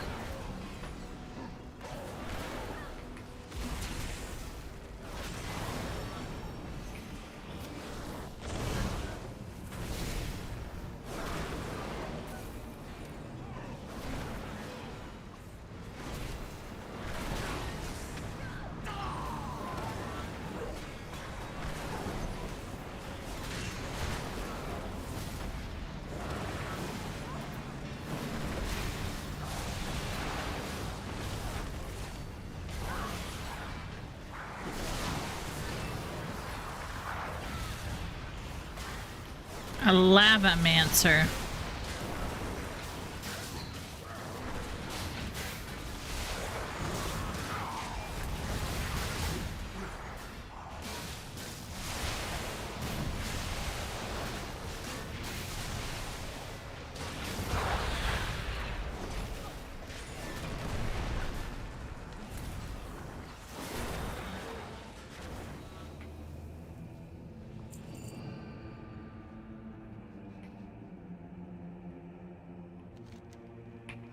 Okay, so the final boss is ahead. Let's take down this blaze wing.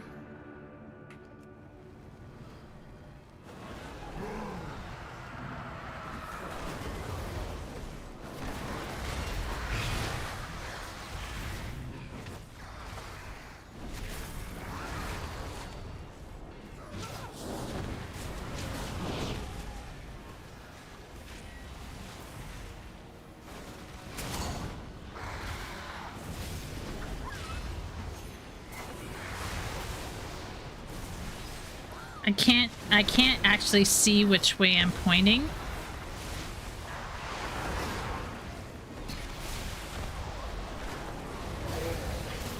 Because he's helping. Yeah, he sure he is. He's helping, all right.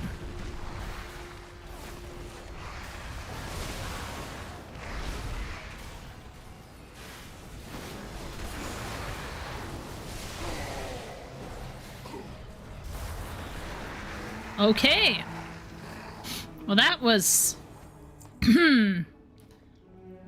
that felt like it was dragging on forever, but we got through it.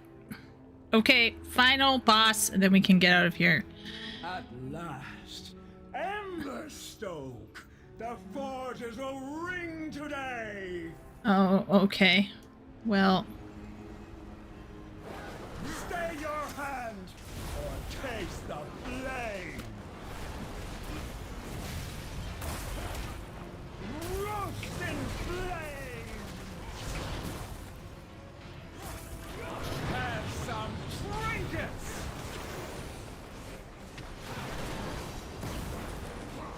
Embers! Grow to roaring flame! This voice is kind of meh. Royal!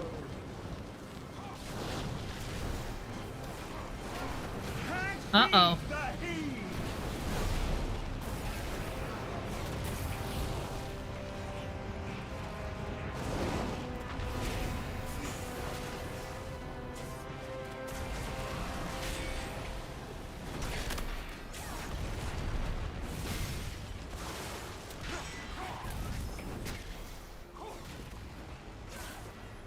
An embarrassment of riches! Milo is so entranced with the screen right now, everybody.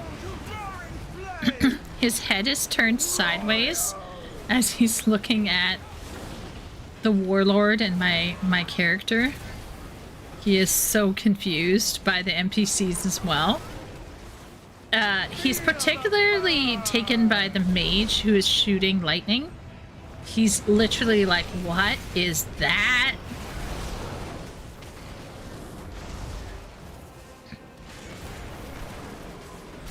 Wait a minute, this is supposed to be a female? Warlord Sarga is supposed to be a female?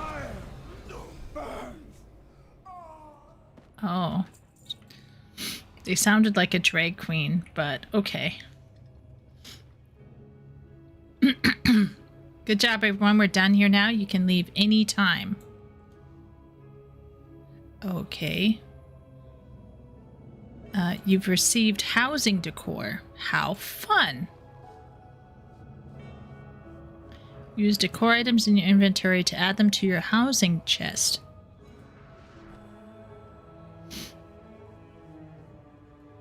A feather.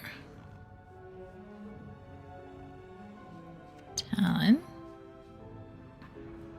Okay. Speck. Cinch. Actually, that is better.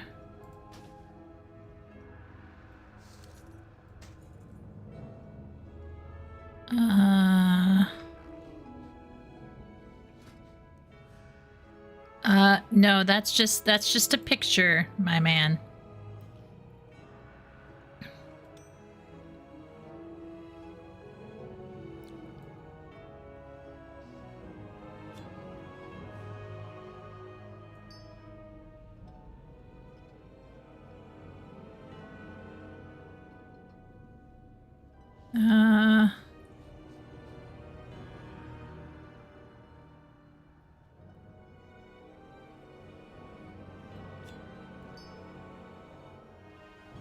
Rock of Aegis.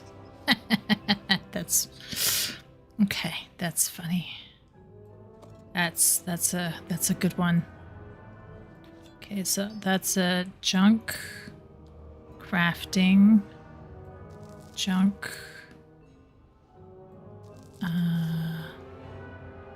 junk junk. A tusk shard. I don't know what that is going to do to my abilities, but it's a higher thing. Okay, so how do I leave? Is there an exit button? Leave party?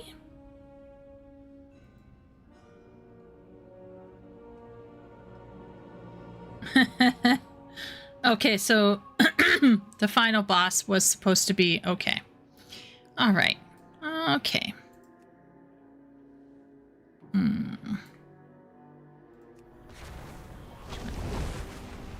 Hey, take a look, girl. Boy, I mean.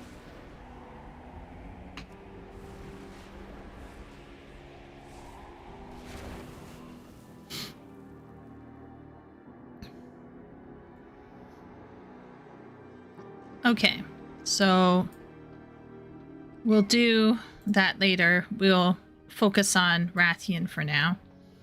Play just a bit longer. I've been expecting you. Okay, Severinus, our relationship is new, but I've seen your people, but I see in myself a longing to find where you belong. I have protected Azeroth since the moment I was hatched. Your people are as much of Azeroth as any other. And you deserve to find your place. I have found mine here. Yet I need an aid in claiming it. If you would offer yours, I will do everything I can to aid you in your journey as well. I don't even know what my journey is, bruh. But okay.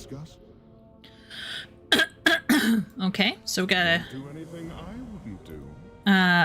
claim it to the throne. And this fool thinks he can just swoop in and claim the title of an aspect. I think not. Talk to my people, Severinus, see what they have to say about me and what I've done for this world. Okay. Okay. Okay. Let's go.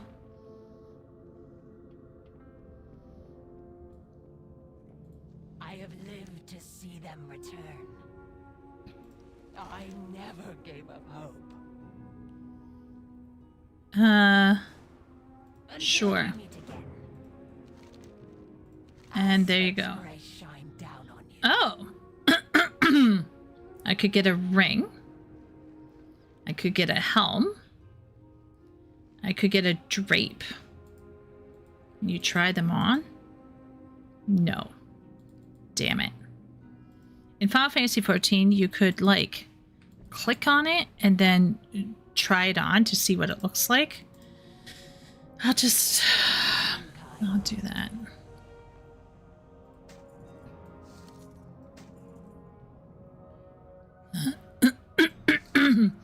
All right.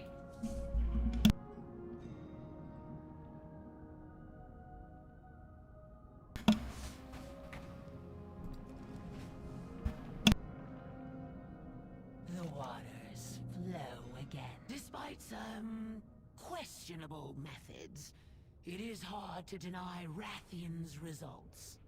He has worked tirelessly to protect all creatures of Azeroth from numerous threats.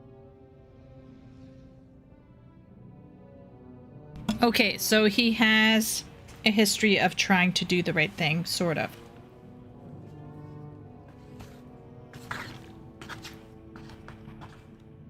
But morally gray.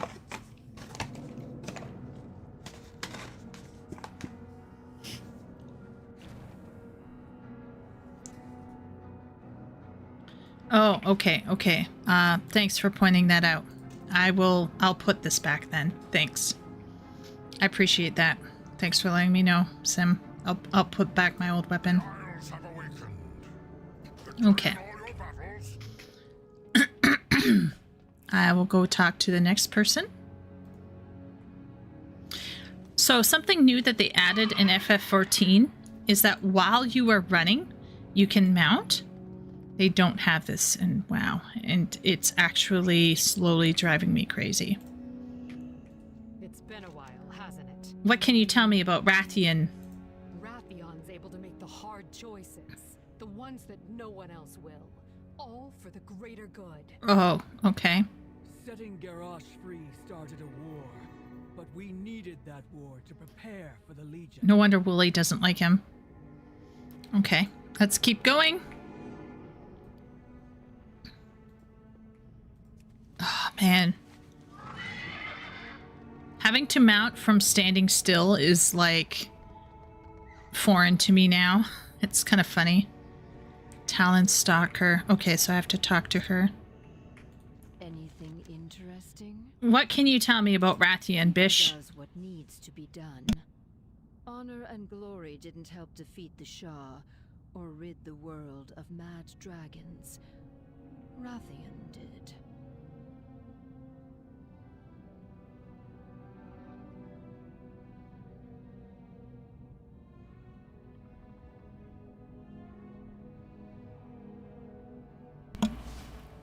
Okay. So a lot of high praise from Rathian. Lots of people enjoying Rathian. Uh-oh. There's Sibeli. Do we have to make a choice between the two? Or like a fake choice? Okay. Speak your mind. Claim it to the throne. Sure. Never let your guard down. Okay. Sibelian. Can I trust you? As Netharian's heir, and leading of the only surviving flight of black dragons, I was not expecting to find myself in competition for my birthright, particularly not against a self-important whelp younger than you, mortal. Nevertheless, if you need more than these self-evident facts, feel free to speak with members of my flight. I'm sure that both of them getting me to talk to people that belong to them is very helpful. Like, there's no bias going on here for either of them. Rathian, talk to my people to see how much I deserve this. Sibelius, talk to my people. Sibelian. Okay. Must be balanced, strong, and of pure metal. Though I like Rathian, he is untempered. Sibelian has been forged in fire. I believe he is what we need in a leader.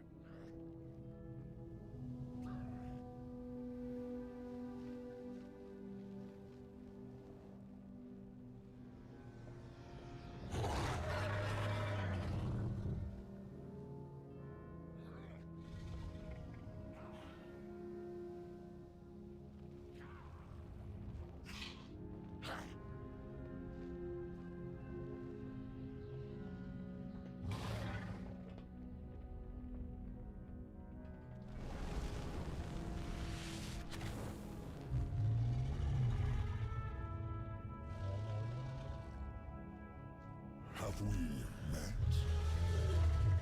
Sibelian rallied us on our land, not only saving us from death, but from the corruption that we all the rest, the other flights, glory-starved mortals, even the contentious prince, chose to murder the afflicted rather than aid us.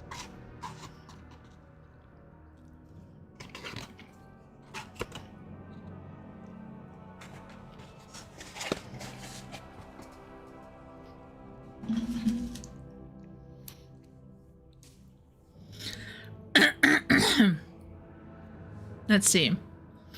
I don't know why being an heir to Neltharion would be good. Neltharion's been corrupted for a long time.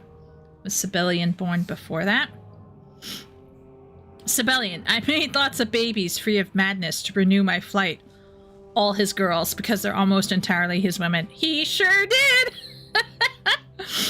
Sibelian escaped to Outland with a brood mother or two to get away from corruption. Sibelian does know the original Neltharion, though there are things we discovered down the line Sibelian was not aware of, but I don't want to spoil things. Also, don't think about how dragons reproduce too much. I am sure it is as weird as it sounds.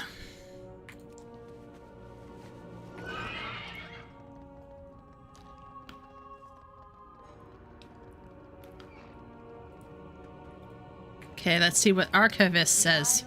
Welcome you. Where an aspect failed, Sibelian succeeded. Despite Deathwing's madness, despite the rage of the Gron, Sibelian and his kin survived, allowing us to achieve this moment. Okay.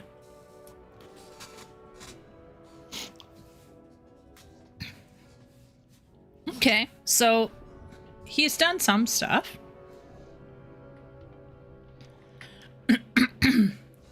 He's not without his merits. Other than the fact that he's ugly. That's kind of weighing him down, but... With the Oathstone empowered once more, we must now transport the future of our kind to the life pools. It is the right of every true dragonflight to have their eggs nurtured by its waters. Unfortunately, our enemies will be watching the sky now that we have revealed ourselves. We will make the final leg of the journey on foot to avoid their scrutiny. Meet me near the obsidian bulwark, Evoker. As a Lifebinder's champion, you are welcome to join me in this. Wherever those eggs go, I go. You will not return them to Alexstrasza without me.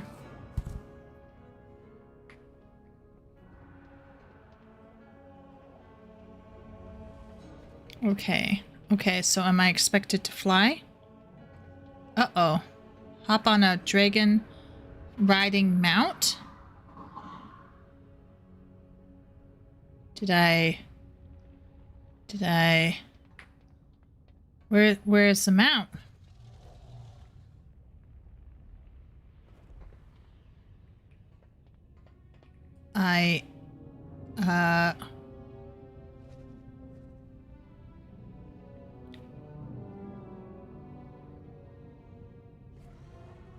Have I made a grave error?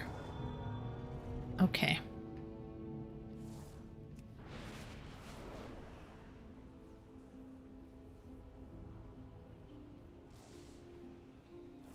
We'll just do it this way. Unfriendly, but not attackable. Oh. Have you never seen an orange nameplate before, Sim?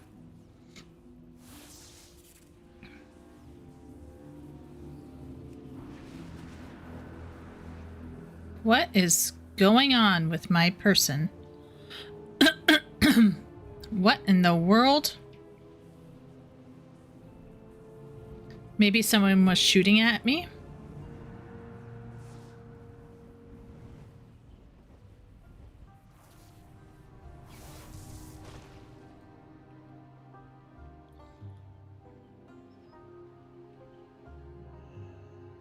Okay. I suppose you have something to ask of me. Let's get moving. We will stay close, champion. Okay. We cannot afford for anything to happen to the wagon or its contents. Sure. Why are we taking this ridiculous contraption again? It's agonizingly. The horses will not move while the Our enemies will be on the lookout for us. Okay. Not risk an encounter while transporting the eggs. So we shall travel as mortals do to avoid their gaze. I'm sure this is great. Your kind bores you, you are free. This will not go wrong. I would welcome the silence. Okay, these two bros probably gonna end up like fucking each other later on. I cannot maintain this forever.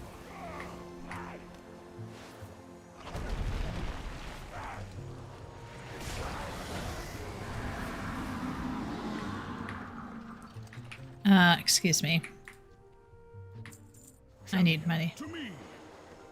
Blah blah blah. Keep going, bruh. Is this your idea of subtlety? Quiet, whelp.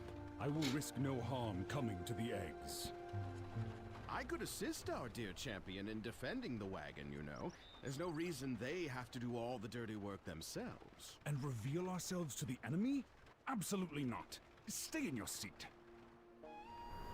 Okay. Defend the wagon.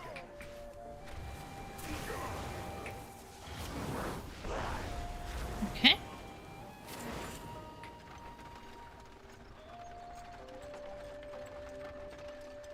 Their banter is... This is getting ridiculous. How many random encounters must we suffer before you realize your ruse has failed? Let us take wing and be done with it. Cease your fidgeting. If anything is putting us at risk of discovery, it is your childish impatience. Oops. Will not move while the shield holds.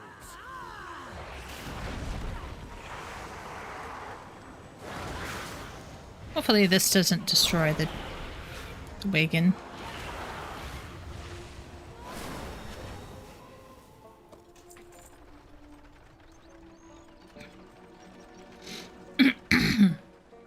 Rathian couldn't help fight in mortal disguise? Apparently not. Apparently not, Sim. Don't think about it too hard. Don't think about it too hard. I was worried the eggs would hatch before reaching the life pools. Titans, give me patience.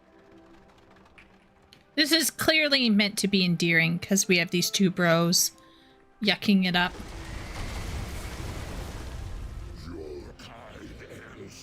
Whoa, the horses died.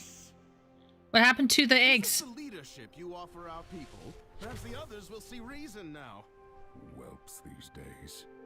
Meet me at the life pools proper, champion. Wait, what happened with the eggs? Where are the eggs? Are the eggs gone? The horses are gone. Rathian's so hot. Problem solved. Yeah. He's too hot to fight. Reagan was destroyed. Okay.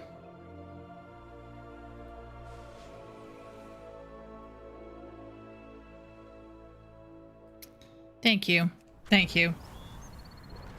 The wagon went boom. Yeah. They do not help people understand what is going on, sadly. Alas. Okay.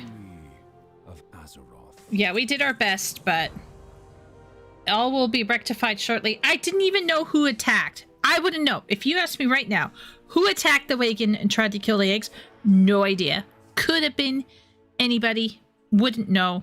don't know. I couldn't see on the camera. I couldn't see clearly who was attacking it. I know the horses died. She will no doubt need the support. Why does she need the support? I thought the eggs are done. What is the meaning of this, Sibelian? Okay. Where are the eggs? Were the eggs even in there? Why don't you explain how your ridiculous plan destroyed the future of an entire flight? I apologize for any misunderstandings. She probably didn't even have eggs in there. Of our extinction is premature. The eggs were never in danger. The cart and my presence were merely to draw the attention of our there we go. And allow my clutch to move unobserved. Okay. I have spent millennia rebuilding my flight. As Neltharian's heir, I pledge it and myself to you. What are you? These eggs are most welcome here, Sibelian. But your part in your father's twisted legacy has earned you no such privilege. I will ensure the eggs are cared for, but I will not be involved in your bickering. That is for the black, not the red, to decide. Milo. Sorry, everybody. Sit. Okay. The map opening was not me. Okay, so she's still throwing down with Sibelian.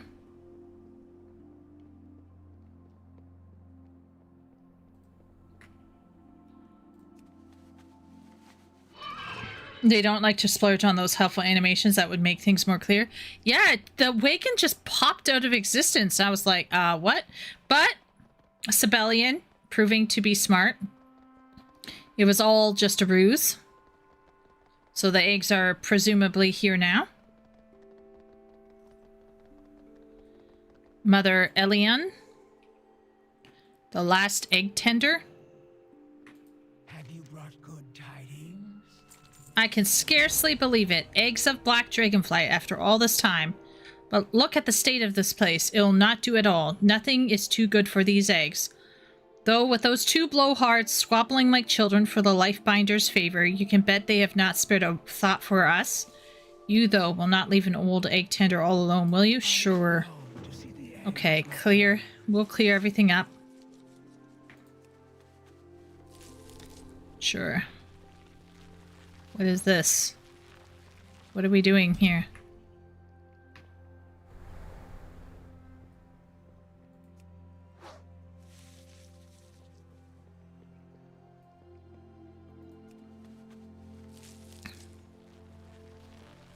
I don't have any idea of what to... I'm pulling the weeds out. That's kind of wild and weird, but we're making it worse. I mean, we're making it better. Okay, shining the guard. Okay. Okay, we're going to now meet Alexstrasza. Plucking weeds. Yeah, the weed pulling mechanic is a common one in menial quests. Yeah, now I'm getting it now. It's making sense now-ish. Okay.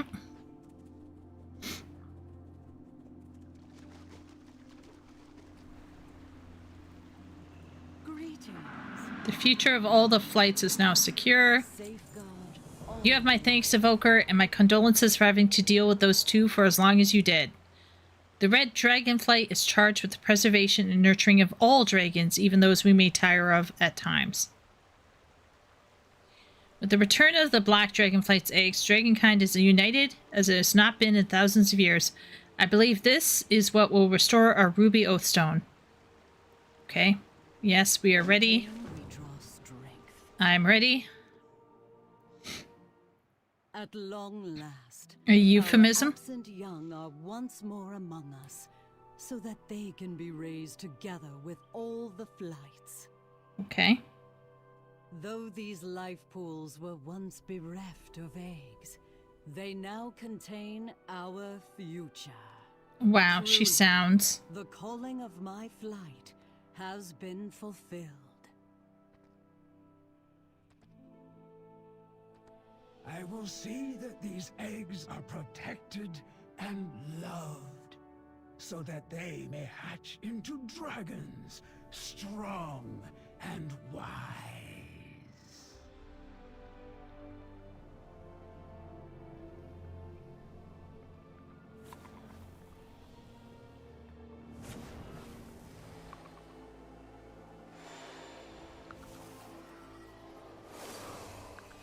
Ooh.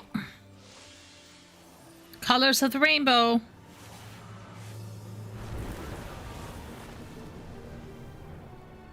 Oh, the red stone is back.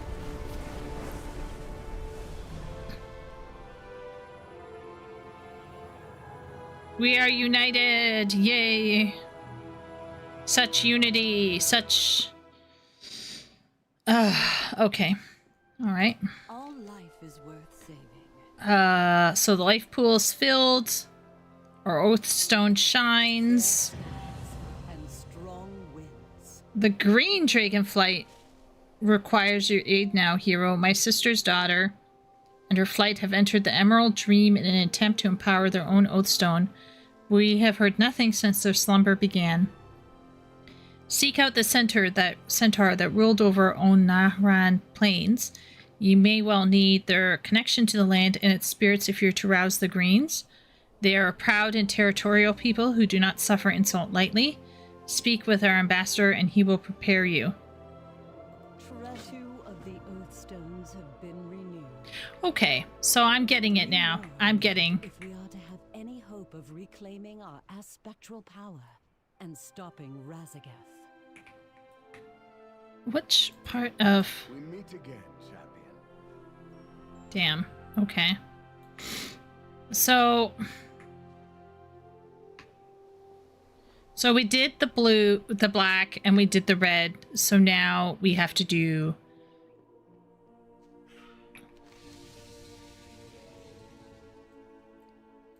Okay, so actually I have to go down there.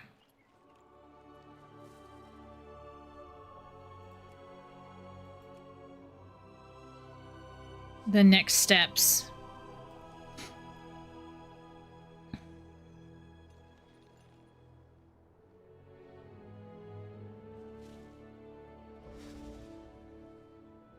Captain Planet, and now we never deal with the Oathstones again. Or they still show up, they just randomly power on after you complete the zone. And the dragons learn a valuable lesson apropos of nothing. Okay. Alright, so I'm gonna try to see if I can find that flight point to open it up. And then make my way to the south. And then we might call it there. Just because it's almost midnight.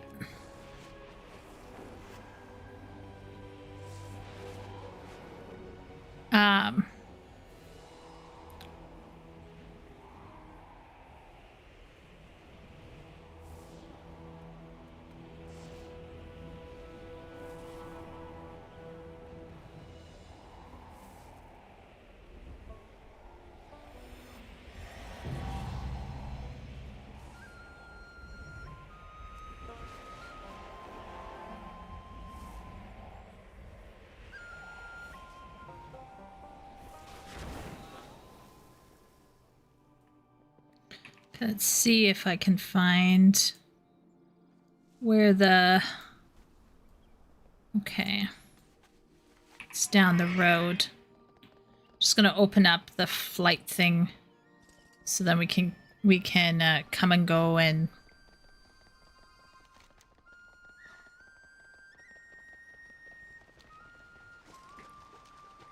What?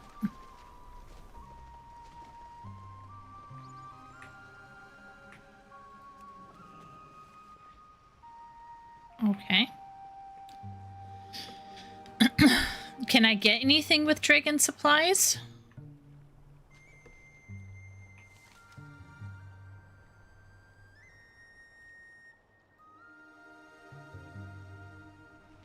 Is it further down?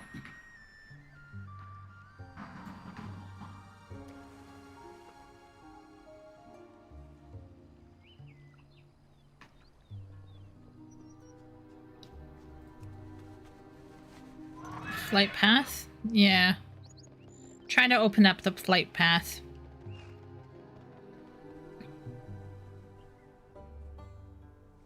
Oh! I think I found out where the flight path is.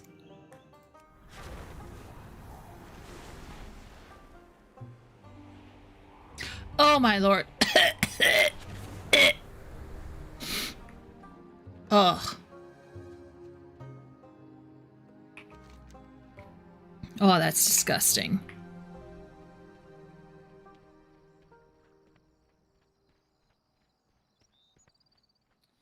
Oh, okay. Good day to you.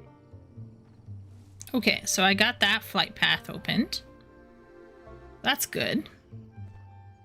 See you later.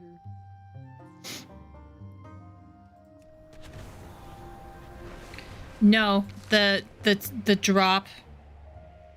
The drop.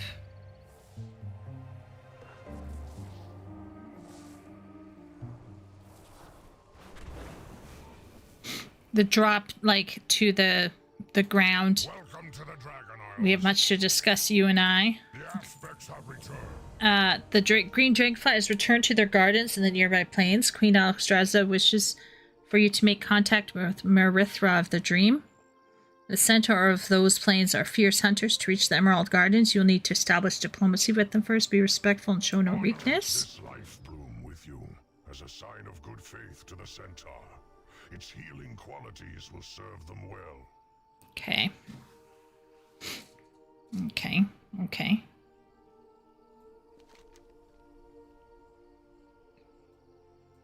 So we'll go into the plains.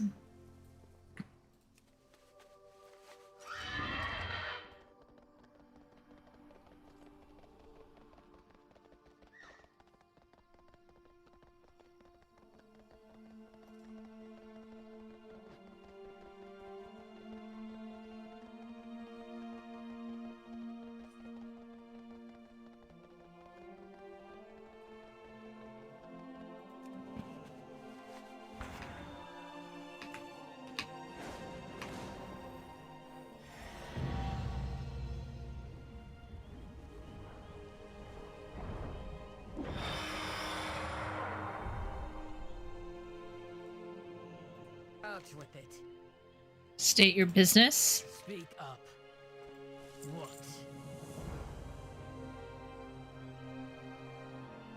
Okay. Even a young hunter can aid in a proto-drake hunt. Okay. See what you've got, outsider.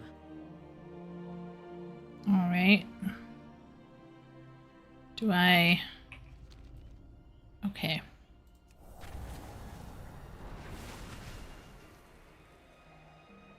I'm actually gonna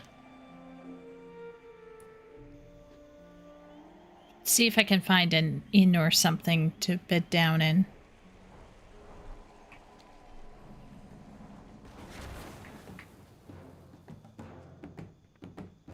Hello, people.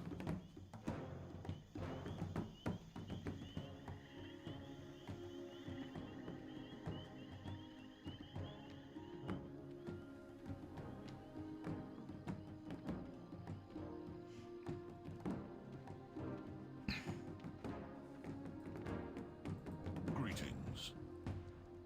Where will the wind take you? Fun fact, that is not really spoilery. These centaurs really mess with centaur lore. OG centaurs in the game have a distinct history and are a relatively new race, but this tribe predates the War of the Ancients 15k or so years ago. There is no explanation or exploration of why. Okay, and yet... Those flying glyphs used to be required to upgrade your flying skills. Glad that's not needed. Imagine having less flying charges. And yet, I still compulsively go for them. No shortage of shinies. Why am I covered with butterflies? Can someone help me understand what is going on here? What? Why do I have the butterfly? Why are they with me?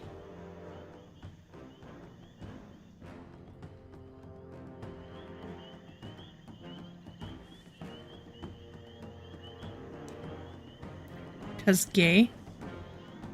Fuck you, Ben.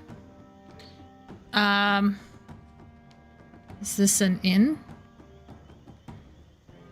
No. No, it's not. Is there an inn in this place?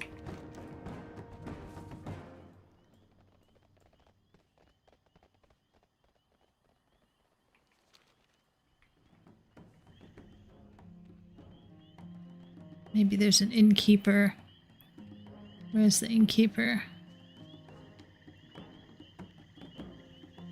Oh, here we go. Okay, here we go.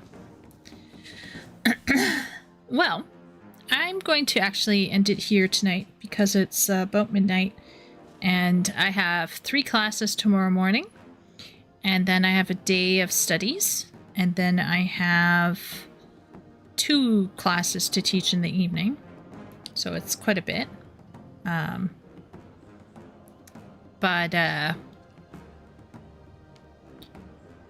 What to say? We got further today. I am currently capped at 20 levels because this game does not let you get higher levels. So I'm capped at 20.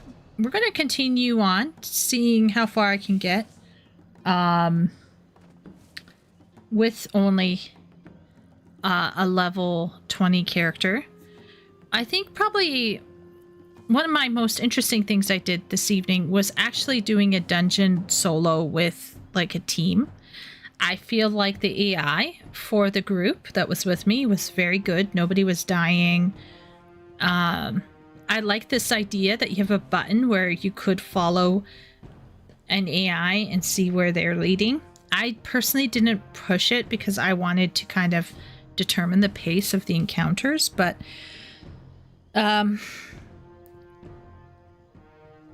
it wasn't particularly exciting, and I didn't die at all. I died more often in Final Fantasy XIV, to be frank.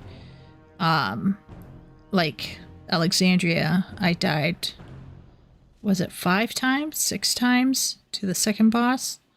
Anyway, we shall not think about that horrible travesty. But it was still a fun dungeon-ish. I don't think it was super challenging, but that could be just the AI carrying me, you know? So, I'm not sure. I hope you had fun. I am going to say that I did have fun. I found this to be what I needed tonight. I just needed to kind of like not think about something difficult and just have fun with, you know, fairly mindless. When was the last time you died in Sestasha? Good point. Good point.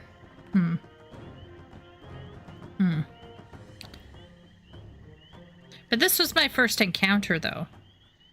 This was my first dungeon for the whole game, really. Beyond those dungeons that we were quickly running with Shay, which I felt like was probably technically a carry of some kind. But it was so cool. It was so cool. But it's good to learn how they are laid out. Yeah. Yeah, I think I would want to try another dungeon. Maybe one that Merceus talks about, you know, like a dungeon that from like the old era. I think that would be cool to see kind of what Merceus enjoys.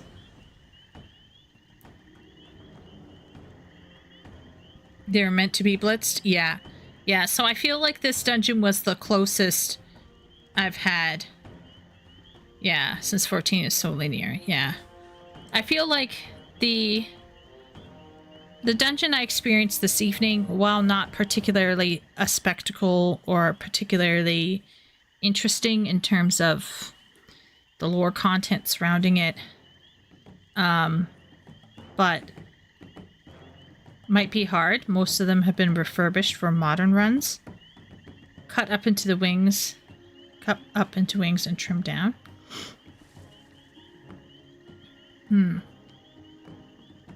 Yeah. I just think it was... I think that the dungeon was fun to do because I've been waiting for so long to do a dungeon in WoW. So being able to actually do something in WoW that was a dungeon, like, even if it was with like amped up AI helping me through it, I still thought it was interesting, and I would want to see more of that, I think. I do feel that there's a certain spectacle in 14 for encounters that I thought that dungeon kind of lacked, but it was a lower level dungeon. Like, everyone was saying that they didn't even really go in there because it was kind of useless. So, I mean, it is what it is, right? So, yeah, pretty fun. I think my favorite part is the story unfolding with Rathian. I know Rathian isn't Wooly's favorite, but I think Rathian is kind of fun as a character. Now we're doing green people. Don't know if the green dragons are any fun or any good. Maybe sometime within the next month we can do this again and continue on. Wrath and Sab is one of the better plot threads. I look forward to seeing how that unfolds. I genuinely do.